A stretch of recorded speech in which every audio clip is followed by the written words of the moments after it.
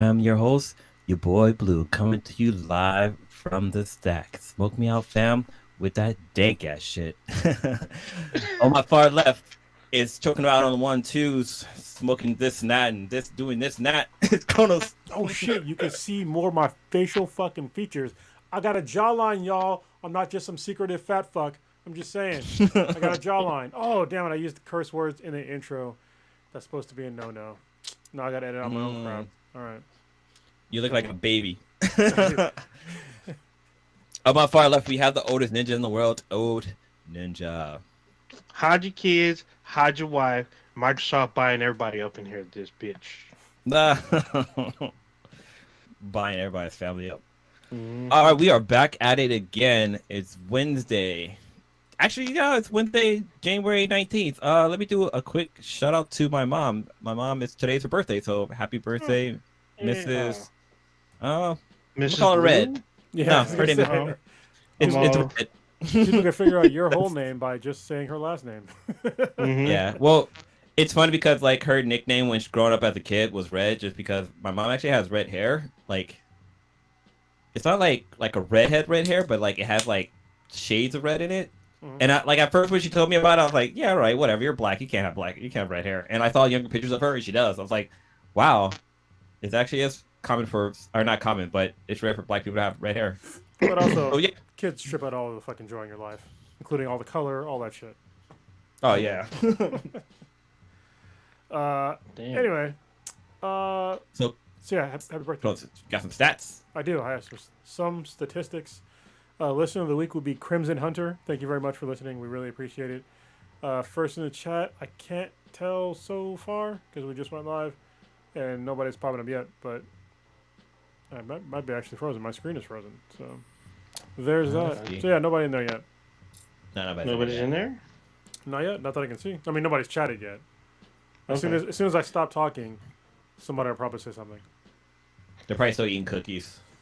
We keep Cool. cookies in the vault. That we do. Come get some free digital cookies. When we say cookies, we mean YouTube cookies, bitches. We're not talking about actual cookies through the internet because that doesn't exist. No. Hmm. Well, I guess there is cookies that's in like your browser history That's what I stuff, was talking about. but not that kind Cookies of from okay. YouTube. That's what I was talking about. Gotcha. I got The you. nerd cookies. I was actually thinking like real cookies. Yeah. Some of you might be wondering where Prodigy is. He's running from Meta Police Hmm. for some reason. I think it's food related. And then Stitch is brooding on a gargoyle somewhere. We've been trying to get him to come down, but he said he gave some long-winded speech about saving the city and justice and stuff like that. So we just let Yeah, him. he didn't want to be like Oliver Queen and let down the city. He was Yeah, I all, guess so. swear to me. Yeah. Oh, damn. But yeah. All right. Oh, Ninja usually has some RIPS for us. Yeah. Yeah. This one came out today. It's kind of messed up. So, this person is French, and a lot of his cohorts Oh, oui. cohorts are French. So I'm gonna be messing up all these names because I do not speak French, at least not very well. So, we're gonna say our pouring out some. We'll pour out some Chablis this time because the only RIP I got. So, I'm probably gonna mess up his last name for sure, but Gaspard U- Ueli. It's Ulliel, believe. It's like Um, UL. Almost like UV Ball. ULEL, maybe? Yeah, I don't know. you. I don't speak French. No idea. Um, Yeah, that's interesting. yeah, so he's a French actor. He played the young Hannibal Lecter in 2007's Hannibal Rising. He's also featured in the World War One drama A Very Long Engagement, which stars Audrey Tautou. He won the Best Actor, I believe it's pronounced César. It could be Caesar. I don't speak French. It is the French equivalent of an Oscar back in 2017 for his performance opposite Marion Cotillard and Leah Sudol in It's Only the End of the World. The actor was on a skiing trip in Sauvier, I believe it's pronounced Sauvier, Savoie, Soviet region on Tuesday morning, where he collided with another person, or I don't know if it's another skier or just someone who was standing still on Was the it you hill. on Ninja? No, Because I'm I'd be just saying, dead. you got the thing on your head. So Yeah. Oh yeah, no, no, I don't do well in the cold, so you ain't gonna be catching me up on no hill skiing. He suffered a severe brain trauma, and he was airlifted to a hospital in Grenoble, where he died earlier today. He was 37. He is set to appear in Marvel Studios' Moon Knight TV series in March as Midnight Man. So R.I.P. to him. You know, it's kind of sorry. Just a little side note. I remember one time I went snowboarding and I collided with a person. Dude, I thought I was dead. Seriously, like I hit that person. Well, I didn't hit them, but their skis went over over my board and it sent me fucking tumbling. One thing I shouldn't have been speeding. Like I was going down the hill pretty goddamn fast, and like yeah, I tried. This person started to go right and then they went left and they crashed into me or whatever. But like just like I hit my head so hard that like I had like a pile of snow on my head, but since I was like kind of hot, the snow started melting, so it started dripping down my face. And I swear to God, I thought I cracked my head open. I was like hella like freaking out. Some people said I passed out for a while, but what the hell was that? What was that? Did something just jump at he you? like fell over. It's Oh, like I was like, what the come hell? on, looks like it jumped at me. Sorry. I thought that was a giant spider, and I was like, what was that? it hella looked like that. I was like, what the hell? Hmm. But yeah, I just I people thought I was knocked out, but I wasn't knocked out. I was just in so much fucking pain that like I just couldn't respond to them. And like actually, Snow Patrol had to put me onto the back of the they had to bring me downhill, and that was actually kind of fun. And so I hung out in like the med bay or whatever, and like sipped hot cocoa and chilled, and like they checked on me and stuff. But I was fine. A dear friend of mine 2 years ago, he was snowing in the Reno area, or he was skiing in the Reno area. He was snowboarding, actually. He was going about, I guess they clocked him at 60. He hit a tree. God damn. God Hit a damn. tree going downhill, broke his Did he back. explode?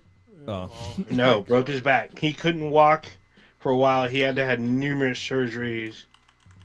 He had to be in rehab for about 6, 7 months, but he is walking again. He actually listens to the podcast from time to time.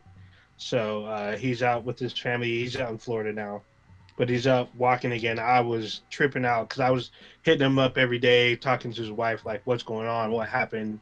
You know, it was pretty scary because he was unconscious for a while. And like, he was so knocked out that they were able to perform the surgery on him while he was out. I mean, I'm pretty sure they sedated him further. well, yeah, they kind of have to. Yeah. So, but he had to have like a 6-hour surgery. Damn. Damn. So Yeah. I'll give you another story, nowhere near as horrible as that one. So I hope your friend recovers fully. But Yeah, he's walking now. He's walking again. well, that's So, good. But I mean, that's still walking is not fully recovered. So true. yeah. Anyway, This is first time back I went, stuff. first time I went snowboarding. I don't even know if Blue was there, but it was with. Mm. I can't even say who he was with because it's. Anyway, you know who I was with. I was Yeah. with two people you don't like anymore. Damn. But anyway, we went snowboarding and like we were talking about. I think we went to. Was it Squaw Valley? Which I didn't know this until recently. Apparently, squaw is super offensive to Native Americans. Yeah, I know that either. Yeah, I looked it up. Already. So apparently now they're renaming. Because I was watching a video. I think it was a commercial for like Toyota, and it was definitely they were at Squaw Valley, but they called it like I think it was like Principal something. There's like a different name for it. So they're renaming like most of, if not all of Squaw Valley, because apparently it's a really disparaging term for Native American women, and they use it especially even more offensive for Native American or Native men. Anyway, I went to a So it's place. called Palisadis? Palisadis? Palisades. Can't say Palisades? That's what it is. Palisades. Yeah. That's what it's called. Which is definitely a much better name. Anyway, so I never snowboarded in my life before. We went up there. We're talking about snowboarding. They were telling me like what to do. They were seasoned snowboarders. They're white people. All right. So they've been snowboarding a whole bunch of times. I'd never been in the snow. I think at that point. So, but I knew how to like skateboard. I was a really good rollerblader, which doesn't really translate that well to snowboarding. But anyway, um, we're talking about like how to like move and how to go on the mountain and stuff like that. And so I get on the snowboard. We get to we get to the top. I get on the snowboard. I start going down, and I start moving. And they didn't tell me how to stop. Yeah. So I just start going. I'm like, all right, well, I'm going. I start going faster and faster and faster and faster. I'm like, all right, what the fuck? Like, I didn't know how to stop. And then I hit a patch of ice, and I like I remember I like literally like flew in the air, like I was like vertical or horizontal, and I landed on another patch of ice. And like I remember I was wearing glasses at the time, and I was wearing goggles and stuff too. But I remember like I landed, and there was like red snow like when I landed. I was like, what the fuck is this? And I took off my goggles, and my glasses were like embedded in like my face. I like took them out. Shit. There was like blood everywhere. I was like, what the fuck, man? On your first run? My first, not even. It was my first run. It was like the very top. You know how we ran up, you know, those peaks before for Spartan race. Yeah. And we obviously snowboarded down it before too. But yeah, I was just like, so I was like at the very top. So I had a long way to go down. But I the whole weekend I was like, whatever. Like I got bloodied up, but I'm still gonna like learn how to ride. So yeah, I mean, I finished the whole weekend and learn how to snowboard. So crazy thing is that I actually own a snowboard that I never used. Damn! I bought a snowboard like back when I moved back to America, maybe like 2 years after I moved back. And I bought it, and I never had a chance to use it yet. So Damn. yeah, it's a nice one too. It's a Burton. Damn. Dude, I fucking love snowboarding. That's probably like one of my favorite sports. Like, it's been years since I've done it, just because last time I went, so I had step and bindings, and these were like the thing back in like 2000s or the 90s. That's how old they are. But eventually my boot ripped, and yeah, I just never got around to buying new bindings. But yeah, like the same people that Kronos is talking about, those guys taught me how to snowboard as well. Yeah. Like, you know, the first time I went up was with them, and they were like, you know, there's the I'm a little teapot, and there you go, man. You just go down the hill. Yeah. Yeah, I remember Cronus talking about his snowboard, and I'm like, oh, he's like, we should go snowboarding, and he had just got his SUV. I'm like, dude, we should totally pile in an SUV and go to Reno Tahoe and snowboard, but that never happened. Yeah, never went. Yeah, we never went. But Because I'm like, well, I'm not gonna buy a board, but I'll rent one. yeah, And I was like, I'll rent this shitty ass board. I'm down to snowboard, but I'm not down to hit a tree or go down like the super. Because I guess apparently they have 3 different grades. They have the kids, the novice, and then like expert, like downhill slopes or whatever. I'm gonna ride with the kids. I don't care what y'all say. well, I want to go I'm out not and see. trying So Devil Tank lives in Utah, and he goes Mhm. snowboarding, especially right now. Like, Oh god. God, damn near every fucking weekend with his kids and his family. So, yeah, I haven't seen him in Jesus Christ since I was in the Marine Corps. So we haven't seen each other probably in fucking 20 years, maybe, which is weird. But yeah, like 20 years we haven't seen each other. But I'm definitely down to go up there and meet his. Well, I know his wife because we went to school together, and so did me and him. But I've never met his kids, and I haven't seen him in forever. But I definitely want to hit him up and have him show me like the ways, like all the nice slopes where he's at. So yeah. Oh, that'd Yeah, be because cool. Utah's like known for like their Aspen is in Utah, right? Aspen, Utah. I think Aspen's in Or Colorado. is it Colorado? Yeah, That's in yeah, Colorado. Yeah. Yeah, I was about to say. I was gonna say, hold on, you're talking about. So half the podcast Yeah, it's Colorado. children I've never met. Like I've met Cronus's both of his daughters. I've met Prodigy's kids, but I've never seen Stitch's daughter. Never seen Blue's son In person, yeah, it's weird. in person. COVID I've times, seen man. pictures of them, so I know what they look like in case they get separated from their parents. But Yeah. everybody else, Well, that's what's Those weird about cycling. social media is that I remember one time I was at a Safeway in Fremont, and there was a girl that I knew, which is a woman now, obviously, in high school, and I know what her kid looks like her daughter, and like I was going through like Safeway and I saw like her daughter and then her husband, and I was like, oh, this is gonna be weird. Like I can't say hi to them because they don't fucking know me. And then I saw her, and I was like, oh, hey, what's going on? And it's like, so I definitely recognize like Dude. her whole family, but not you know, it's weird. Dude, it's funny. Something similar happened to me with you remember Mai, right? Oh, Yeah. you're missing a vowel, but I know what you're talking about. Oh, Isn't it Mai? What's her? Wait. You're missing a vowel, but yes, I know who she is. Maya. Yeah. Maya. Yeah. Sorry, Maya. Yeah. Okay. Yeah. I have another friend named Maya. That's what it is. But yeah, it's funny because like, her now husband works at Apple, and at the time I was working at Apple, and I was just randomly walking to Albertsons that were nearby, or is it Lucky's? Lucky's. It's But Lucky's I was now. the Lucky's nearby, and I was walking there, and like, there's a guy walking through the street, and I saw him. I was like, hey, do you know somebody named Maya? And he's like, yeah. I'm like, oh, hey, what's up? I think his name is Josh or something like that. I can't remember what his name is, but like, I knew his name, I knew his face, and I started to talk to him. He was probably like, who the fuck is this guy randomly talking to me? And I told him like I was just a fan of his, and like, I saw you do social media or whatever. But yeah, I was just So funny. that's funny because I've had that happen as well. So I've actually ran into Maya, and we have never been introduced in person, but I know what she looks like. Really? Yeah, because you guys met her at a social function, and this is when My she was house. single. Yeah, but I wasn't there. Oh. So, but everyone friended her, and she's like in numerous groups that we have, like Ben Heads and everybody else is in. So I knew what she looked like. I knew who she is, and then I ran into her in person. I was like, "Oh, hey." And I was like, "Oh, I can't say anything because we never been properly introduced, but I totally know who she is." And she had no idea who I was, so I couldn't say anything because it'd been like super weird. Like, "Hey, I know who you are because I've seen you before. You were friends with my friends." And she'd be like, "Yeah, that's kind of weird," but I left it alone. But I was just, "Oh, I Yeah, know who you are." she's cool as fuck. She's like the ringer when it comes to karaoke.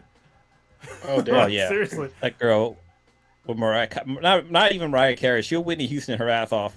Damn. Yeah, like we That's went how good she to is. we went to the playground in San Francisco, which I hope is still open. After after COVID is done, but I'm pretty sure they're doing back alley like poker games or whatever. Probably. They're stay But open. if the place called Playground is still around in San Francisco, during and after COVID, definitely go there. It's the highest recommendation for a karaoke place if you're in the Bay Area. Go to a place called the Playground. But anyway, we went there a couple times, and she went there, and I didn't know she could sing, and I was like, God damn, because I can't sing for shit. And she was just like, it's like watching somebody that is like a semi-professional singer, and like watching them sing for like the first time, you're just like, holy fuck, like you can actually sing. And I'm sitting over Yeah. here fucking tone deaf, but whatever. So the playground is still open. Is Still doing. They're still doing their business. It's Awesome. good. But yeah, it's crazy, man. All right, that was some good bullshit. Yeah. I got two snowboards still. I still got my first one, and then I got like a K2 one I bought like a long time ago. Nice. Dude, remember Tri City? Yes, now it's Sorry, a another bunch tangent. of apartments or duplexes or something like that. Yeah, Yeah. that's where I Tri-City rented my was the first shit. snowboard. Yeah, It's always sad that a lot of the things that we had when we were younger is kind of gone. well, it's weird because it used to be like it was either California's or United States' largest at the time sports store. It was like literally two big ass fucking buildings that was just full of sports equipment, and then it just And they had like everything, like yeah. gardening stuff. They had like patio furniture. If you name it, if you could think of it, they probably had it there. Yeah. Anything that's sports related or gardening. I'm Dude, still tripping about Toys R Us. I thought Toys R Us was like the go-to place for like pretty much anything like kids entertainment, but they also had pretty good deals on games, and Yeah. all that's gone. I mean, technically they're kind of back under a different name. I think that it's called Jeffrey's World or something like that, or I heard it's coming back. something. Yeah. So it's still weird that they got wiped out because like KB Toys, I didn't think was gonna last, and that was gone first. And then I was like, well, look at like Toys R Us was like big ass warehouses of like, a lot of kid stuff. And I was like, if you want a bike for your little brother, niece, nephew, you can go there. If you wanted like literally the hottest toys that they were like advertising, you could find it there. Now you got to order it online. yeah. So, All right, where to first, fellas? damn. Let's go to the biggest gaming news right now because I'm sure that people on the internets have heard about this already and maybe want to hear our thoughts on it. So apparently Microsoft is going to buy Activision Blizzard. So what do you guys think about that? That's a whole lot of money. So So almost 70 billion, right? it's almost 70 billion. Yeah. So God the damn. range has been from 66 billion on the low to 70 billion on the high. And Microsoft's just like, all right, where do I sign? I just got this check. I mean, literally, to give you a perspective, Disney bought Star Wars from George Lucas for 4 billion. Yeah, I mean, but but that also included Skywalker Sound, Industrial Light and Magic. Um, uh, there's one. I think there's one more like tech or Lucas Books and Lucas Publishing. yeah, All of those were 4 billion. but even with all those franchises, Activision Blizzard has way more sales. Oh yeah, of Oh course, yeah. Like because they have by like far. subscription. I mean, World of Warcraft alone is worth billions, but it's like Activision Blizzard. They have like a bunch of companies underneath their umbrella, including Talking about Call of Duty, fucking yeah, Call of Duty, Candy Crush, which is still a yeah. huge mobile game. I Um, still play it. yeah, what was the other ones? Diablo, another big franchise. Overwatch. You got StarCraft, the Warcraft, World Call of of Duty. Warcraft. Yeah, Yeah, Call of Duty. There's a lot. You got what this was it? couple Spider-Man games up in there. Yeah, which includes studios like Treyarch and a bunch of other like studios under their umbrella. So it's a lot of not just IP titles, but it's a lot of personnel as well. Mhm. A lot of people employed through there. I think don't they have So 2K as well? Do they have 2K games? Maybe maybe not. Maybe I'm tripping here. I don't know. I feel like 2K might be a Ubisoft thing, but I could be wrong. I don't Yeah, know. I don't think But it's I do know Ubisoft. they have a lot of little like companies that are well known for like there we go. High Moon, which is another popular studio because I really like the Star Wars, like the last generation Star Wars stuff. Well, actually no, last generation Star Wars Transformer stuff. They actually did some pretty good stuff. They've done a not so great GI Joe, I guess, game, but like Hearthstone is still pretty popular. You know, the Tony Hawk franchise that's worth millions. Crash Bandicoot, Guitar Hero, there's a ton of Yeah, stuff. it's a lot. Tar Heels the shit. Yeah. Yeah, definitely way more stuff than people are gonna hate what I'm about to say, but yeah, a whole lot more stuff than the Star Wars franchise. Yeah, I mean they As far do. as- Yeah. it's way more content. Yeah, of course. Not to mention their Major League Gaming.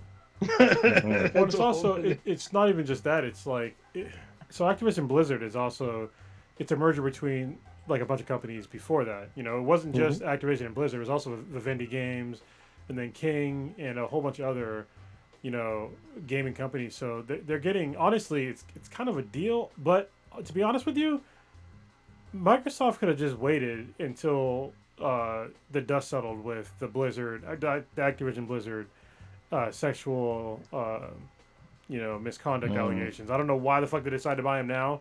It's like literally buying a house while it's on fire. It's like, yes, the house is worth $2 billion, but it's currently on fire. So maybe you should wait until the fire goes out and then rebuild that motherfucker. But no. Yeah, see, I think they did wait. I think they waited until they got to the No. price that they wanted. Nope, they did not because the CEO of Activision, I think on the Blizzard side, or maybe it was Activision Blizzard, the whole thing. Yes, it is. It's the Blizzard side. Yeah, Is, Bobby Kotick. yeah, they're making him like he's stepping down, like he's got to leave the company. But it's like that guy being associated with that company definitely devalued the company. I mean, and it was still devalued for a long time because of all those allegations that happened, and they're settling, all these fucking cases. And it's like, why would you buy them now? I mean, I would wait until like the allegations were already settled because not only. So this is the problem. If you're thinking, oh well, it's low right now. Yeah, it's low, but as they're buying it now, Microsoft is not going to be in charge of paying off all those settlements. No. Yes, they are. Yeah. If you buy a company, they are now your asset. And if Yeah. there are lawsuits against that Oh, company, I thought you. No, I misunderstood what you were saying. Yes. I thought you meant like that guy's personal stuff because I'm pretty sure he's probably in civil court. Bobby Kotick stuff. Honestly, he'll be fine, like totally fine, which is disgusting. But Yeah, he'll get a severance. Well, yeah, you know what's crazy? Whoever's like suing Activision right now, like The state of It's their- California. well, no, like the people or whatever, like if they wait a little bit, they probably get a little bit of a higher payout now since they're owned by Microsoft. They're probably. I bet you Microsoft's already like, hey, we're gonna pay y'all out. Thank you for participating. See you. Here's a couple of mil and an Xbox One. Yeah, I mean, I already see Destiny Microsoft going to be cleaning house, starting with the CEO. Like, I'm pretty sure, like, Activision Blizzard's, like, because they've had a lot of quits. Like, this is probably their third CEO they've gone through in the past 6 months. And then their head of HR left, the head of, like a lot of their whatever titles, a lot of them have quit or resigned or whatever. And I'm pretty sure Microsoft's just going to come in and clean house, put in the people that they want, and, keep it moving. I wonder, like, I'm pretty sure they won't do this, but I wonder if they'll kind of have, like, a monopoly on these games because, are they going to make any games that come from Blizzard just be Microsoft exclusive for the Xbox? I mean, and no sketch idea. out it'd be the PS4, 5? Honestly, it'd be a decent move for them. I mean, I'm already looking to buy an Xbox Series X right now. So, I got an email the other day from GameStop, but it was like for a bundle, and it was for for the bundle for the Xbox Series X. It was like $600 something, and you get like a gift certificate from GameStop. And I'm just like, nah, like I'll just buy for $500. Like I don't need $500 plus an extra $180 on top of that. And then you give $50 back. Like it seems like a weird Yeah, they always do trade that. around. It's like fuck that. The Target by my house, they have the Series X in stock, but I'm pretty sure they might have sold out by today. But Yeah, just they keep people in the know. They're like, hey, this is when we get them. We get them at this time. If you manage to get here because they don't. I guess if you buy it online, that's like reserving one because you can walk in and get it. But if you walk in the store at that time that they get stocked, you can buy one and walk out with it. Yeah, I mean it's not an emergency. And they get jacked. Yeah, it's not an emergency for me because I have other games to play, but I do want to play the latest Halo. And y'all know me, I'm not the biggest Halo fan, but I like to play them to make sure I still don't fucking like them. But this one looks pretty good. This one actually looks pretty This one's so much fun. Yeah. It's a lot of fun. Even though I'm playing the storyline still seems like garbage, but yeah. The storyline's a lot cleaner. No one will ever convince me that Halo has a good storyline. It's not gonna happen. Because I played them all. Most of them. I would say probably like 90% of the Halo games, and every single time the storyline's garbage. It's just like Destiny. It's a garbage storyline. It's fun shooter. Garbage storyline. Fucking Borderlands has a better storyline than Destiny and Halo. Did you see the X-Play's review of Borderlands 3? Yes. That dropped today? Because it's all It was fucking funny. And I agree with their assessment. And I love Borderlands 3, but you know what's crazy about their assessment of Borderlands 3 is that they didn't give enough credit for like all of the DLCs that they have, because Borderlands has always been really consistent with their DLCs and they're always really good, and they didn't even touch on the DLC, which is very odd because it's like that's definitely like staying power for the game. It's not just it's a looter shooter, but the DLCs because they always talked about it's all about the guns, which yes it is, but the DLCs give you more guns, so why wouldn't they have it as a major plus point for the games? Because if you just play the base game, it's cool, but there's so much more shit to play than just the base game. Even beyond the paid for DLC, there's the free shit, but the Halloween things, the Halloween DLCs were so much fun.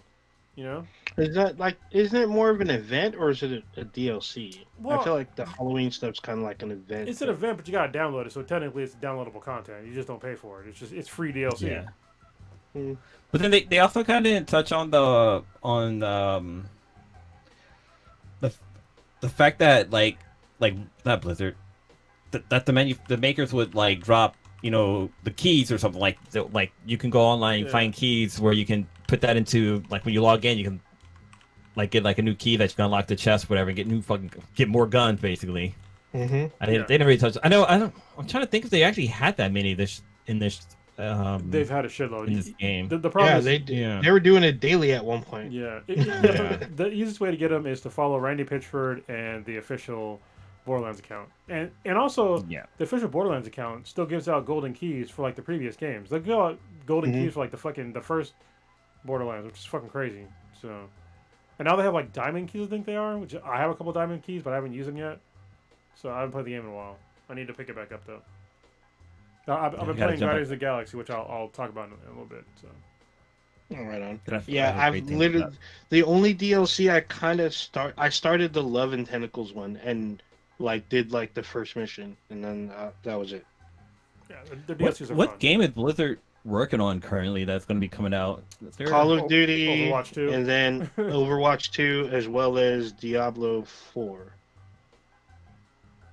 And possibly a Crash reboot, but I kind of doubt it. But Yeah, you I mean, never know. Just those couple of games you just first said, those are all. I mean, they're always making Call of Duties. They're always making, Blizzard's always trying to get to their next franchise. The next, I guess now Overwatch and StarCraft, and they're always expanding on World of Warcraft, Diablo as well. And now there's a mobile Diablo game that's coming out if it's not already out. So, I mean, those are heavy hitters. Mm-hmm. And Okay. possibly a new Tony Hawk. There's been rumors instead of a remaster that they would get Tony Hawk on board to do like a new one, but right now it's just rumor. But that is a possibility in the future. So I'm looking at all the previous, like all the companies that have been acquired to kind of, at least for Activision, how many name changes and how many acquisitions they had, and like it's it's probably like a good 20 companies that they've acquired over the years. But like looking at their old games from like the 80s, it's like fuck, I forgot they had like games like this, like, Yeah. and they're all basic like Atari 26 games. So we have like ice hockey, like that's it. It's called ice hockey. We have tennis. It's like all the games are very fucking generic. We have Pitfall, which is another old ass game. Tank, robot tank. Like, Dude, oh man, I forget a lot of these fucking games. Activision was like all over the Atari back in the day. Oh yeah. They were making huge fucking games for the Atari. Wait, did they make ET? I don't know. Maybe. Made that game. Do they have Sierra? Is Sierra Games under there? Yeah, Sierra Game is Sierra's- under. So there's a new Prince of Persia coming in like the next 2 months, like a remaster. So Atari printed the ET game that was on the Atari, so it wasn't Mm. Activision. I actually had the game. It was fucking terrible. I yeah, can say that from first-hand perspective. It was terrible. terrible game. Yeah. So Prince of Persia, that's a whole different IP that could make its huge comeback. There's supposed to be a new one in, I think, end of next month. Well, I don't know if that's Sands of Time, to be specific. The Prince of Persia is like a game that I talked about like probably years ago on this podcast actually that I said that should make a comeback. So if you ever played any sort of adventure game where they have like that parkour and like climbing style of game, like Uncharted and now Tomb Raider and a whole bunch of other games, you can all throw all that back to the reboot of Prince of Persia back in the day. Those are fantastic games. So we're looking at games within the next 2 months coming out from Activision Blizzard that are, not necessarily huge tent poles, but could revitalize some stuff. And then this is obviously going to be huge to Game Pass. Like there's going to be like probably a bunch of older games that are going to be remastered, just released exclusively on Game Pass and whatnot. So this has a very, I mean, I highly doubt like huge tentpole stuff like Call of Duty is going to be exclusive to Xbox. It's most likely either going to be a timed exclusive or timed release content for the. I mean, Microsoft's not going to say no to money. I mean, you release this on even the Switch. If you put Call of Duty on the Switch, the PlayStation, PC, Xbox, you're making money no matter what. No, honestly, I don't think there's going to be a big change for anything for a number of years because Oh yeah, there's already existing contracts with Nintendo and Sony for games. So I think within the next like probably like 3 or 4 years after that, you'll probably see like the exclusivities probably making a comeback. for the Xbox. Honestly, they fucking need it because people are talking about, oh, it's gonna be a huge hit for Sony, blah blah blah blah. And like, it's not a huge hit for gamers though, because honestly, the Xbox needs some wins. Because right now they don't have very many exclusives. It's a fact. Sony's been killing them with exclusives, so the more they can get, the better. I think it'll make a more competitive, gaming market. I don't mind because I usually own all the consoles I have for the past like fucking 3 or 4 generations, and I'll play whatever I want on whatever console I want. I even got a Steam Deck, pre-ordered. Um, How much is that thing? so yeah, I think this could be good for gaming, especially for Xbox. So don't complain about it unless you just are a total Xbox hater. And I get it. Yeah, it's another console you got to buy if you want to play a game, but I mean, them's the breaks. So, but also there is some good news though. I mean, look, Sony's already putting a lot of their exclusives onto the PC, so there's already like an inlet there for Microsoft to capitulate with Sony to like have some of their exclusives to be timed exclusives and then release on the PlayStation, which I think is reasonable because right now there's so many fucking games that are dropping every year. Like if you don't if you're running through games all the time, then you first of all you have more free time than I do, which is entirely possible because I'm a grown ass adult with kids. But there's like a lot of games that are good out right now, and they take time to beat. So yeah, don't complain too much. Yeah, I mean Halo Infinite. I had to like compartmentalize my time because the game was longer than I thought it was going to be. Because usually most Halo games you can kind of blow through in like 2 days. This one took me a bit more, especially because I was doing a lot more side. Because there's side missions, which is odd saying for a fucking Halo game. Because there's side missions. There's a bunch of side shit to do, and then when you finish the game, there's still stuff to do. Like there's end game content if you so wish. If not, you can jump right into multiplayer. So, But then also, we got people who they're out there for getting the achievements and the trophies too. Like everybody want to try to get that platinum or what is the Microsoft equivalent? It's just 100%. You get 100% trophies because each trophy, they do like the rare and stuff now. Before it's just standard trophies, but you want 100% the game, and you get stuff, which is cool. Now, I should talk about this now because there's a reward. The reward system, I guess, is now linked to Game Pass because they've had a reward system for a while.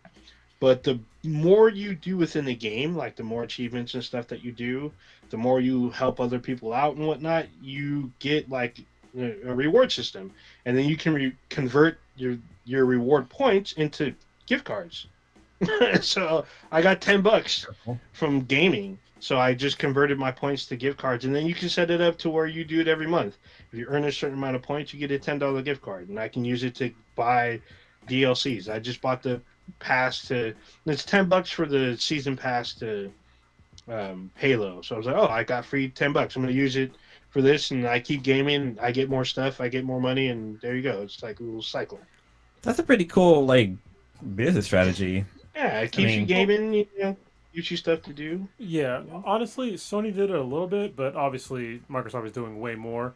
So what Sony would do is, it was like years ago, where they would have certain things that you can buy with your trophies, and it was like I think it was the one that's coming to mind is when they had Killzone. They had like a commercial with Killzone, and all the Killzone characters are like they were in real life, and they have like these crazy cosplay outfits, and you could buy those cosplay outfits using your trophies, like the amount of trophies that you got points with your trophies.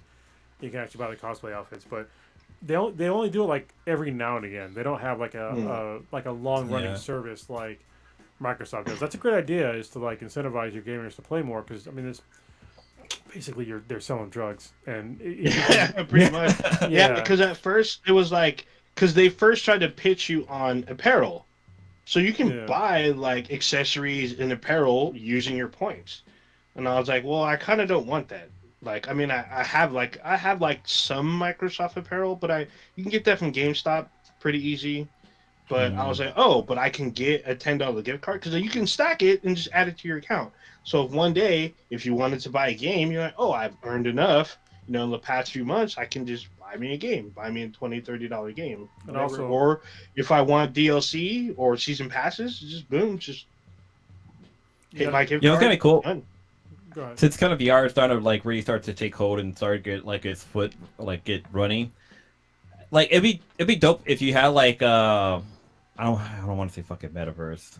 That shit just doesn't sound right to me. But it'd be cool if you have like your own like space, and like you can like you invite friends over and you have like a walk-in closet that just has all your fucking trophies from all the games you play like on the wall. That'd be kind of fucking dope.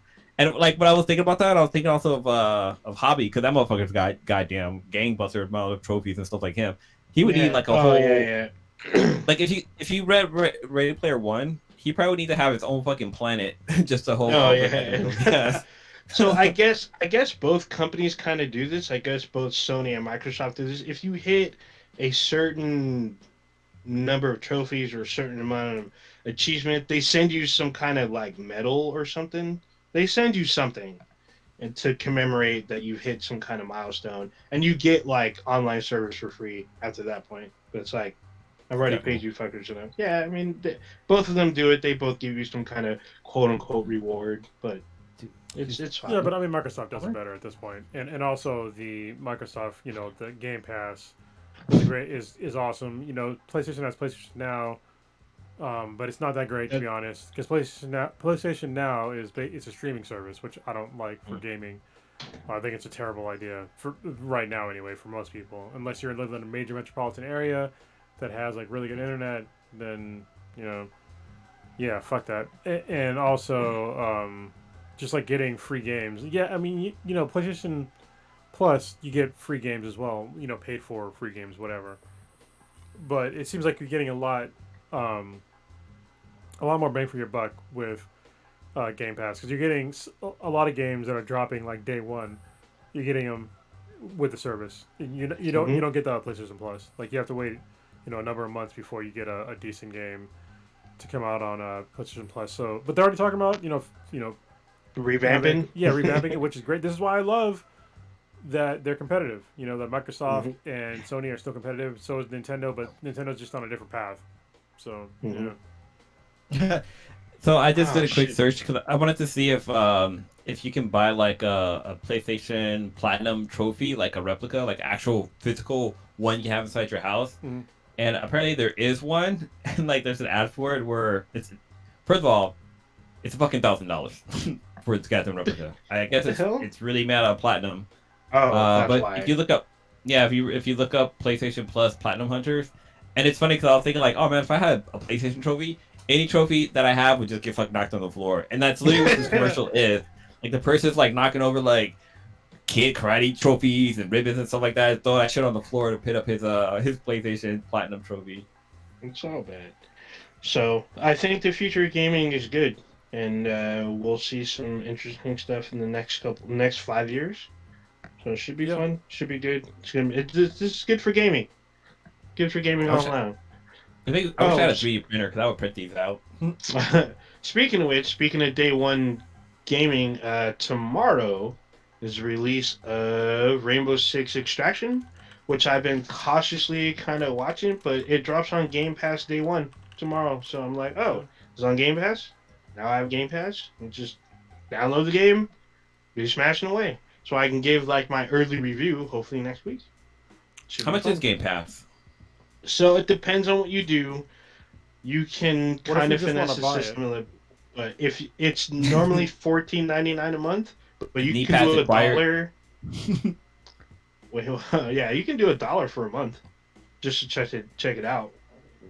So your first month will be $1, and then after that, it's $14.99 every month. Yeah. So. How much a year? There's like a yearly thing too, right? It's like $120. Yeah, it's like 100. You can find. It's like the Game Pass Ultimate Plus One or something. It's like some of them are like $100. You can find it for 99, if you're lucky. But I think it's like 130 for the year or something like that. It's not bad for a shitload of free games, which we had to convince you, oh Ninja. You were just like, oh no. Yeah, because I was like, not everything stays on Game Pass forever, but they gave it to me for free, so I'm not gonna say no to free. Just like literally one fucking game makes it worth it. One game. Oh yeah. So, but they gave it to me for free, so I took it. So now I have Game Pass. Game Pass Ultimate. Well, To they be don't. exact. So hold on, they don't last forever. But I mean, yes and no, because at least with PlayStation Plus, when games are on there, like when you download them, then they're yours. Like as soon as you say I got this, then they're yours until PlayStation servers go offline. Yeah, Game Pass doesn't work that way. Once every month they pull games off of there, so that once you download the game and you play the game, if you did not buy the game, you lose access to it. Oh no. That's what I don't. Yeah, you lose access to that game. And the Okay. game, like for instance, Destiny 2. Destiny 2, even though it's a free to play game, all the DLC was on there for free. So once they pulled it off of Game Pass, you lose access to that. Well, That's what I okay. was like, So that's definitely a downside. So with yeah. PlayStation Plus, But yeah, it's kinda it stays in your library for forever until the servers get shut down. So yeah, I was gonna say it's kinda like with Disney Plus how like with their whole stream, like if it's in the theaters you can watch it on Disney Plus because you technically you own it, but you only own it as long as you have Disney Plus. Like I'm not even sure if you miss a payment and your shit gets turned off and you turn it back on, like are you gonna lose that content? you'll But lose all that content. Hey, all I but know then is again, you don't talk about Bruno. all that stuff is already on Disney Plus. So even though if you might lose it, like it's not like it's gonna go away. What did you say, Cronus? I said just Who do you not talk about? don't fucking talk about Bruno. no, No. Well, it's a little side note. Like it's funny because that song "We Don't Talk About Bruno" is actually number 4 on like the Billboard Top 100 right now. I think it's probably is it a remix or the original? Because some of the Original. remixes were slapping. Also, the one about the strong girl was oh yeah, Luisa? Pressure.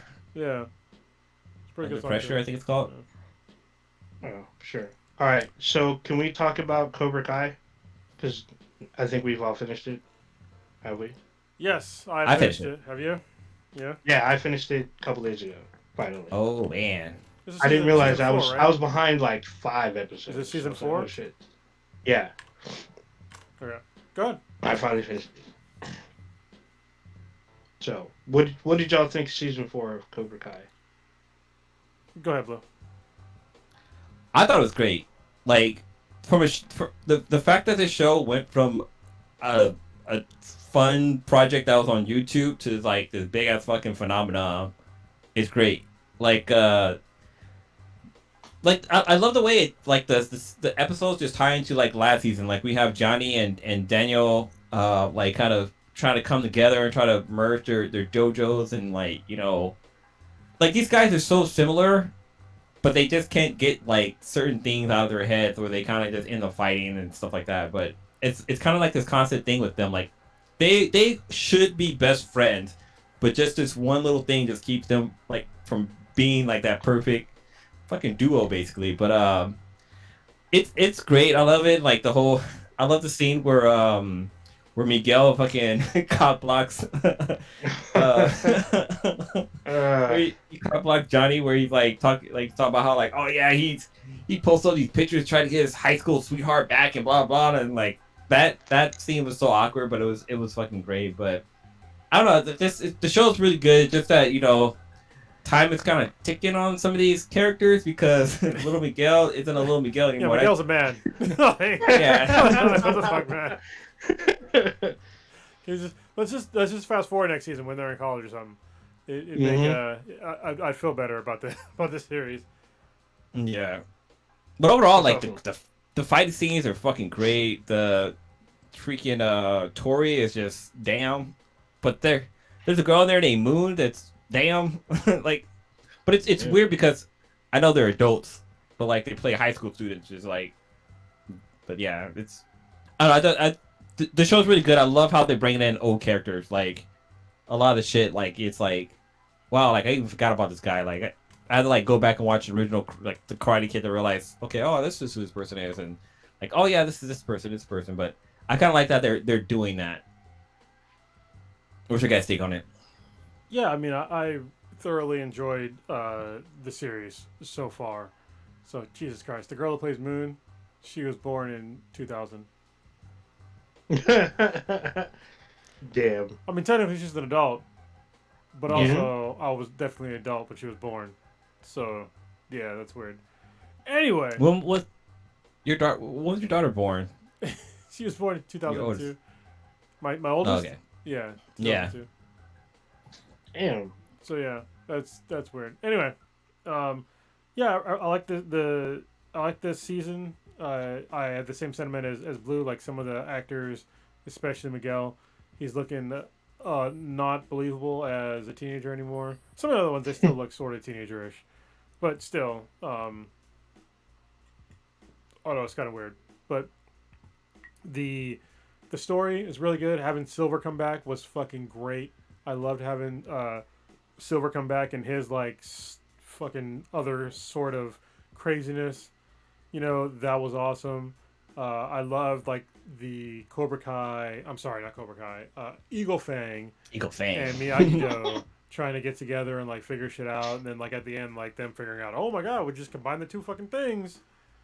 We can make shit happen. You know, I thought that was really cool. I thought the new characters are cool in the show. Showing the kid getting bullied by Daniel's son was really cool. First of all, Daniel's son, goddamn, talk about the glow up. This dude was so fucking chubby in the fucking first couple seasons, and now he's like this slim young man. It's like, man, I don't know what he did, but dude looks great. It's crazy. Like he looks so different. I had to look him up. I was like, okay, they must have recasted this kid. Like the other kid was like chubby and short, just a little jerk. I was like, wait, this is the same kid? Like, damn, like hit puberty. What? Yeah, either that or even doing a little karate on his own. Yeah, I thought that was really cool. Like have him as like the bully for like a new kid in school, and like Daniel believing his son, even though his son's kind of a piece of shit, definitely a piece of shit. Just saying.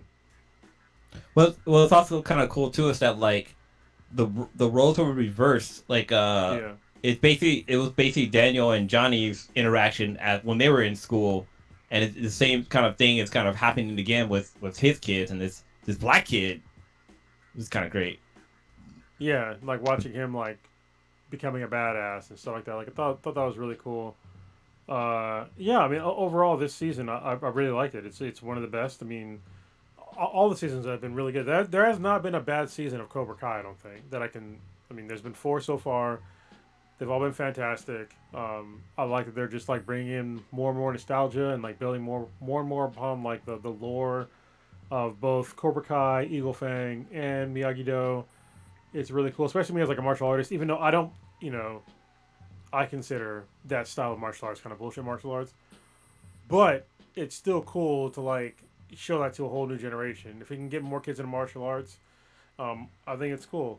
Even though I think that most traditional karate is not going to help you in most fights. So, yeah. It's also kind of gotta jump back in real quick. I like how we got like a lot of the characters arc change. Like we got to see what happened with the Hawk. Like like he lost his mojo, but then like we got to see him kind of come up and stuff like that, which is kind of cool. And also we get a little bit more backstory on Tori too, with like her whole situation. And like it's crazy because like Daniel's wife, she's kind of a bitch. Like to be honest, like I mean, I know she's trying to protect her family and stuff like that, or her daughter, but like you're basically being a fucking bully to a goddamn teenager. And I was like she's being a bitch. I don't know about that. I mean, she did attack her daughter and left her with a scar. So if that was, your daughter, I'm pretty sure you'd have words with someone who attacked your daughter at your home, no less, and tore apart your house and threw a kid through a window. So, I'm pretty sure. There's lines. Yes, there are lines on both sides. When it comes to minors, there's definitely lines that should not be crossed. So, yeah, having a grown ass woman, basically bully and stalk a minor, that's a line that's been crossed. So it's true, and she tried to double back on it. Oh, fun fact! So, Ralph Macchio, who plays Daniel LaRusso, is actually one. He's actually 1 year older than the actor that plays Terry. So he's been older than Terry this whole time. It's Terry hilarious. Silver. Taylor's yeah, he's older than Terry Silver by 1 year. See how I was like, who the fuck is Terry? Yeah. this is how much hair dye goes. I can guarantee you, if Terry Silver would have dyed his hair, he would look about the same as Daniel's son. hmm Yeah. I gotta give this show credit. This place. The fact that they try to do their damnedest to bring everybody back and make their not just a cameo, but actually make them like relevant. Like everyone was talking about Aisha and like what happened with Aisha, and then Yeah. we actually get some story behind that, and she ends up being like a cog piece helping out part of the story. Same thing with Chosen when he And came Scorpion. back. Um, Or the only what's the name? Oh, Stingray, yeah, everyone thought Stingray disappeared. He came in and he was the even though he's a pawn, his pawn piece was like a very major like puzzle to the overall arcing story.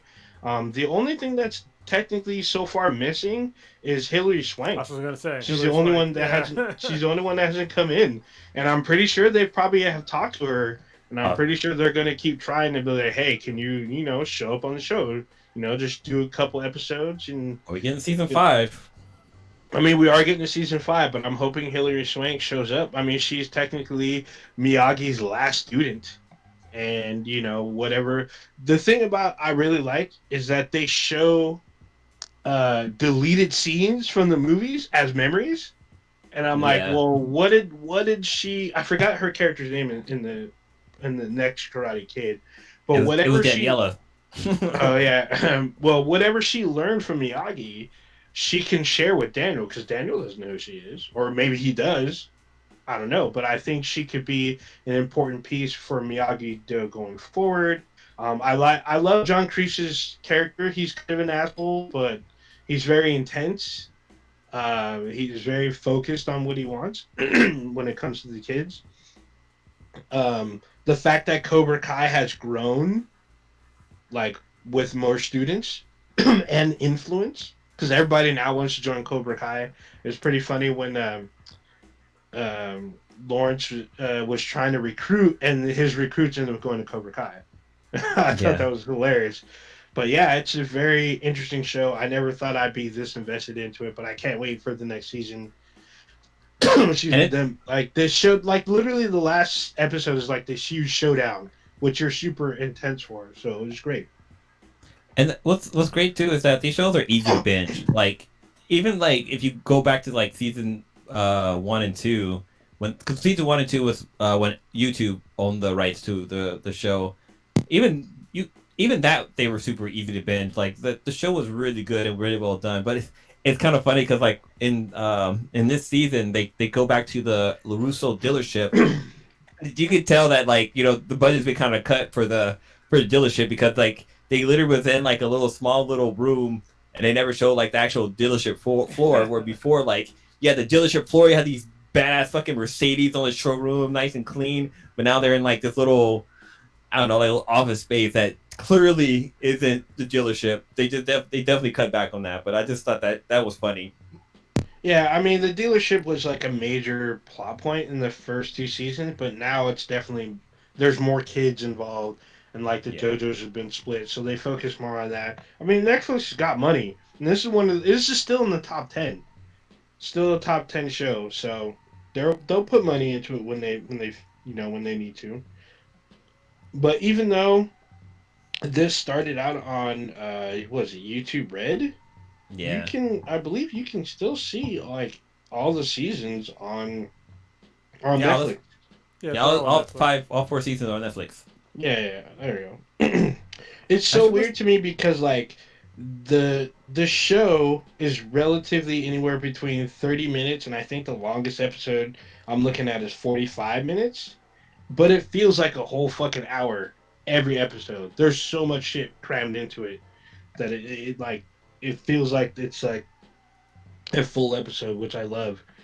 But yeah, I mean they're roughly half an hour to 45-minute episodes, which is an easy binge, so you can run through and play through. It's a really good show. It's currently Actually, number 5 on Netflix's top 10. the show isn't that old. The first episode dropped May 2nd of 2018, so it's kind of every year we've got an episode. For some reason, I felt like this came out like in 2014 or something like that. Like I No, really thought no. this was older. Nope. It got dropped by Netflix. I'm sorry, it got dropped by YouTube and picked up really quick by Netflix. So Mhm. Yeah, this is they got their money worth with this show. Just know that when the show first started, a lot of the kids they were minors in season 1. Just FYI. I wonder if actually I think the first no you still gotta pay for it. I was gonna say I think the season 1 and 2 are available on Netflix, but it's still under their Prime service. But I wonder if we'll see Jackie Chan and Jada Smith might make some kind of a cameo. I doubt it because Oh, like Jackie Chan, Jackie Chan doesn't he doesn't even play Miyagi, right? Mm-mm. I Yeah. don't think he does. And he learns kung fu, not karate. Yeah, which was a huge fucking mistake for calling it the Karate Kid when he learned kung fu. Yeah, so strange, but it is what it is. But yeah, check out Cobra Kai season 4 if you haven't already. It's a great watch. He was So- Mr. Han with Yeah, there he is. Jackie Chan's character. So we'll see. I mean, maybe they do a little cameo. We never know. You never know with this stuff. But I kind of think they're gonna keep it, with Miyagi Do and Cobra Kai. I just want to go home. I hate it here. It's all bad. All right, let's, All right, let's cool. move it on a little bit. Let's y'all want to talk Moving about on up. the Book of Boba Fett, maybe? Oh, did you watch any of this? I watched last like week. 3, so I watched it. Wait, what? Okay, so you watched what was that, Ernest? Just the first one or The first first two? 3. So I didn't watch Okay. today's because I was working today. That's fine. That's fine. What do you think so far? I watched today's, so I mean, I like it. It's cool. Seeing Boba take over, for Jabba in that region, and him having to deal with like some light politics and corruption with the mayor. I thought that was pretty cool, and like seeing him clash with the other Hutts on like his territory is interesting. The only thing I didn't like so far, well, not that I didn't like it, is I think most people probably didn't appreciate the Power Ranger cyborg people and like their scooters and shit, because like their scooters were like the straight up- mopeds. yeah, they're straight up like a Japanese. It's a certain style of like Japanese like culture that I think most people aren't aware of, and it probably went over their head. They're just like, this looks stupid as fuck, which it does, but it's also like part of a Japanese culture thing. It can still look stupid, but there's like a reason for it. But yeah, I still like the show so far. I think Ming Na Wen being in there is still pretty cool. I still have a theory that I think that Boba is being slowly digested still by the Sarlacc pit, and that's why he has to jump in the back to tank every day. So Mhm. that's my hot take, fucking conspiracy theory, whatever, on why he has to be in that back to tank all the time, because he's being slowly digested still by the Sarlacc. Awesome. Blue, are you caught up? Did you not watch there. today's or no? Look on your screen, goddammit, it ain't even there. I'm looking at the list. I didn't know You're they looking at left. porn. What are you talking about? I can see it in your glasses. No, wait, no, I'm actually looking at messages. Yeah, I know. I'm liking Boba Fett. I know a lot of people are complaining that the pacing might be a little slow, but I'm like, dude, The Mandalorian is not a fast-paced show either. Everybody loves that show. So I guess with Boba Fett, a lot of people grew up with him, and even though he has in the original trilogy maximum 5 minutes of screen time, max, they have this like huge notion from like the Legends books and the comics that he's just super badass. And No, hold on, real quick. Most people that have a huge thing about Boba Fett, they didn't read any of the fucking comics, they didn't read any of the fucking books. They just thought he was a badass in the originals, even though he was barely fucking in it. I'll leave it at that. They don't read any of that extra bullshit. So that's definitely a factor as well. But all I know is Jennifer Beals as a Twi'lek is something I didn't know that I needed, because that was damn, she's bad in this. Even though she has like weird tendrils. Is she the one that runs the She runs a casino. Okay, Yeah, Jennifer Beals is the Twi'lek that runs the casino, which is still pretty awesome. But I mean, I'm liking this a lot. I mean, it explains pretty much in detail what happened to Boba Fett after he was kicked into the Sarlacc pit. You literally start pretty much with him reminiscing, being slowly digested in a Sarlacc pit, and him escaping, and then his journey to go. So, yeah, and then, like he meets up with like the storm people, which is cool. What? Oh, the sand people. Sand people, that's right. Tusken Raiders, yeah. And we see a different dynamic to the Sand people. That a lot of people, I know a lot of people were like, "Oh, they killed Anakin's mother." Yeah, they did, but we learned that not all Sand people are alike. So we get to know that there's basically different types of Sand people, even though they look pretty much the same. They all have different nomadic styles, and I guess they have different. I want to say hierarchy. That's not right. I guess they have different lifestyles, like different tribes and different kind of like yes, like Native American. They literally say they have different tribes, and each tribe is different. So, but even like with Boba Fett, like they never really killed that motherfucker off, but he like proved himself that he was he's somebody who would help the people, because he like saved that kid's life from that goddamn the oh god, the name just slipped my mind. What's the guy from Mortal Kombat? The dragon guy from Mortal Kombat? Oh, Kung Lao? Or not Kung Lao. The dragon guy. Liu Kang. No, not that guy. Liu Kang is a human. Yeah, but anyway, he has a dragon. He has a dragon. Are you talking about Reptile? No, the guy, the guy that has two arms and has like the ponytail. Oh, Goro. Yeah, Goro. Yeah, he basically saves him from Goro. From yeah. Yeah, but like yeah, I mean, they fucking kill people who tread on their territory, but yeah, I don't, dude. We got like a little bit of softer side to them, and like we got to see how they're being kind of taken over for their land, which is kind of crazy, and kind of Boba Fett kind of step up for them. But kind of one of my biggest gripes with the show is the fact that we never really get to see Boba Fett's face in the Star Wars universe, or at least in the trilogy. Not in the original trilogy, no. You see him in the prequels.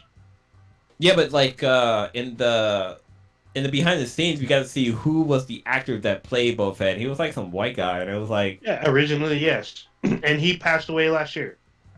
Yeah, but it's like, I don't know, it's just weird because knowing that this person was the actor kind of takes you away. It's also like how like with Darth Vader, how like Darth Vader's voice is James Earl Jones, but then like another actor actually played Darth Vader.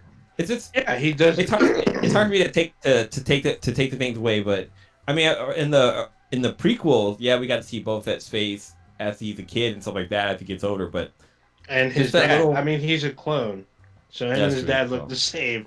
Tamura Morrison plays both Jango Fett and Boba Fett now. Yeah, and then we also got the clones too from like the Clone Wars and like all the little animated things we get. But no, just overall, like I'm enjoying the show. It's a lot of fun. I like that we're taking a different look, because I always feel like the Star Wars universe mainly focused on the Skywalkers, and I'm like, okay, we need to focus on somebody else. Like I'm tired.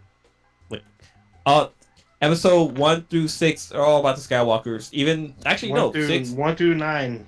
Yeah, 1 through 9 is all about Skywalkers. Either their grandkids, the grandpa, the mom and dad. Like it's all about the Skywalkers. And it's kind of cool to have another take on the Star Wars universe. But kind of what Cronus was saying about the whole Japanese style for the Power Ranger guys. Yeah, when they had those motorcycles or the mopeds.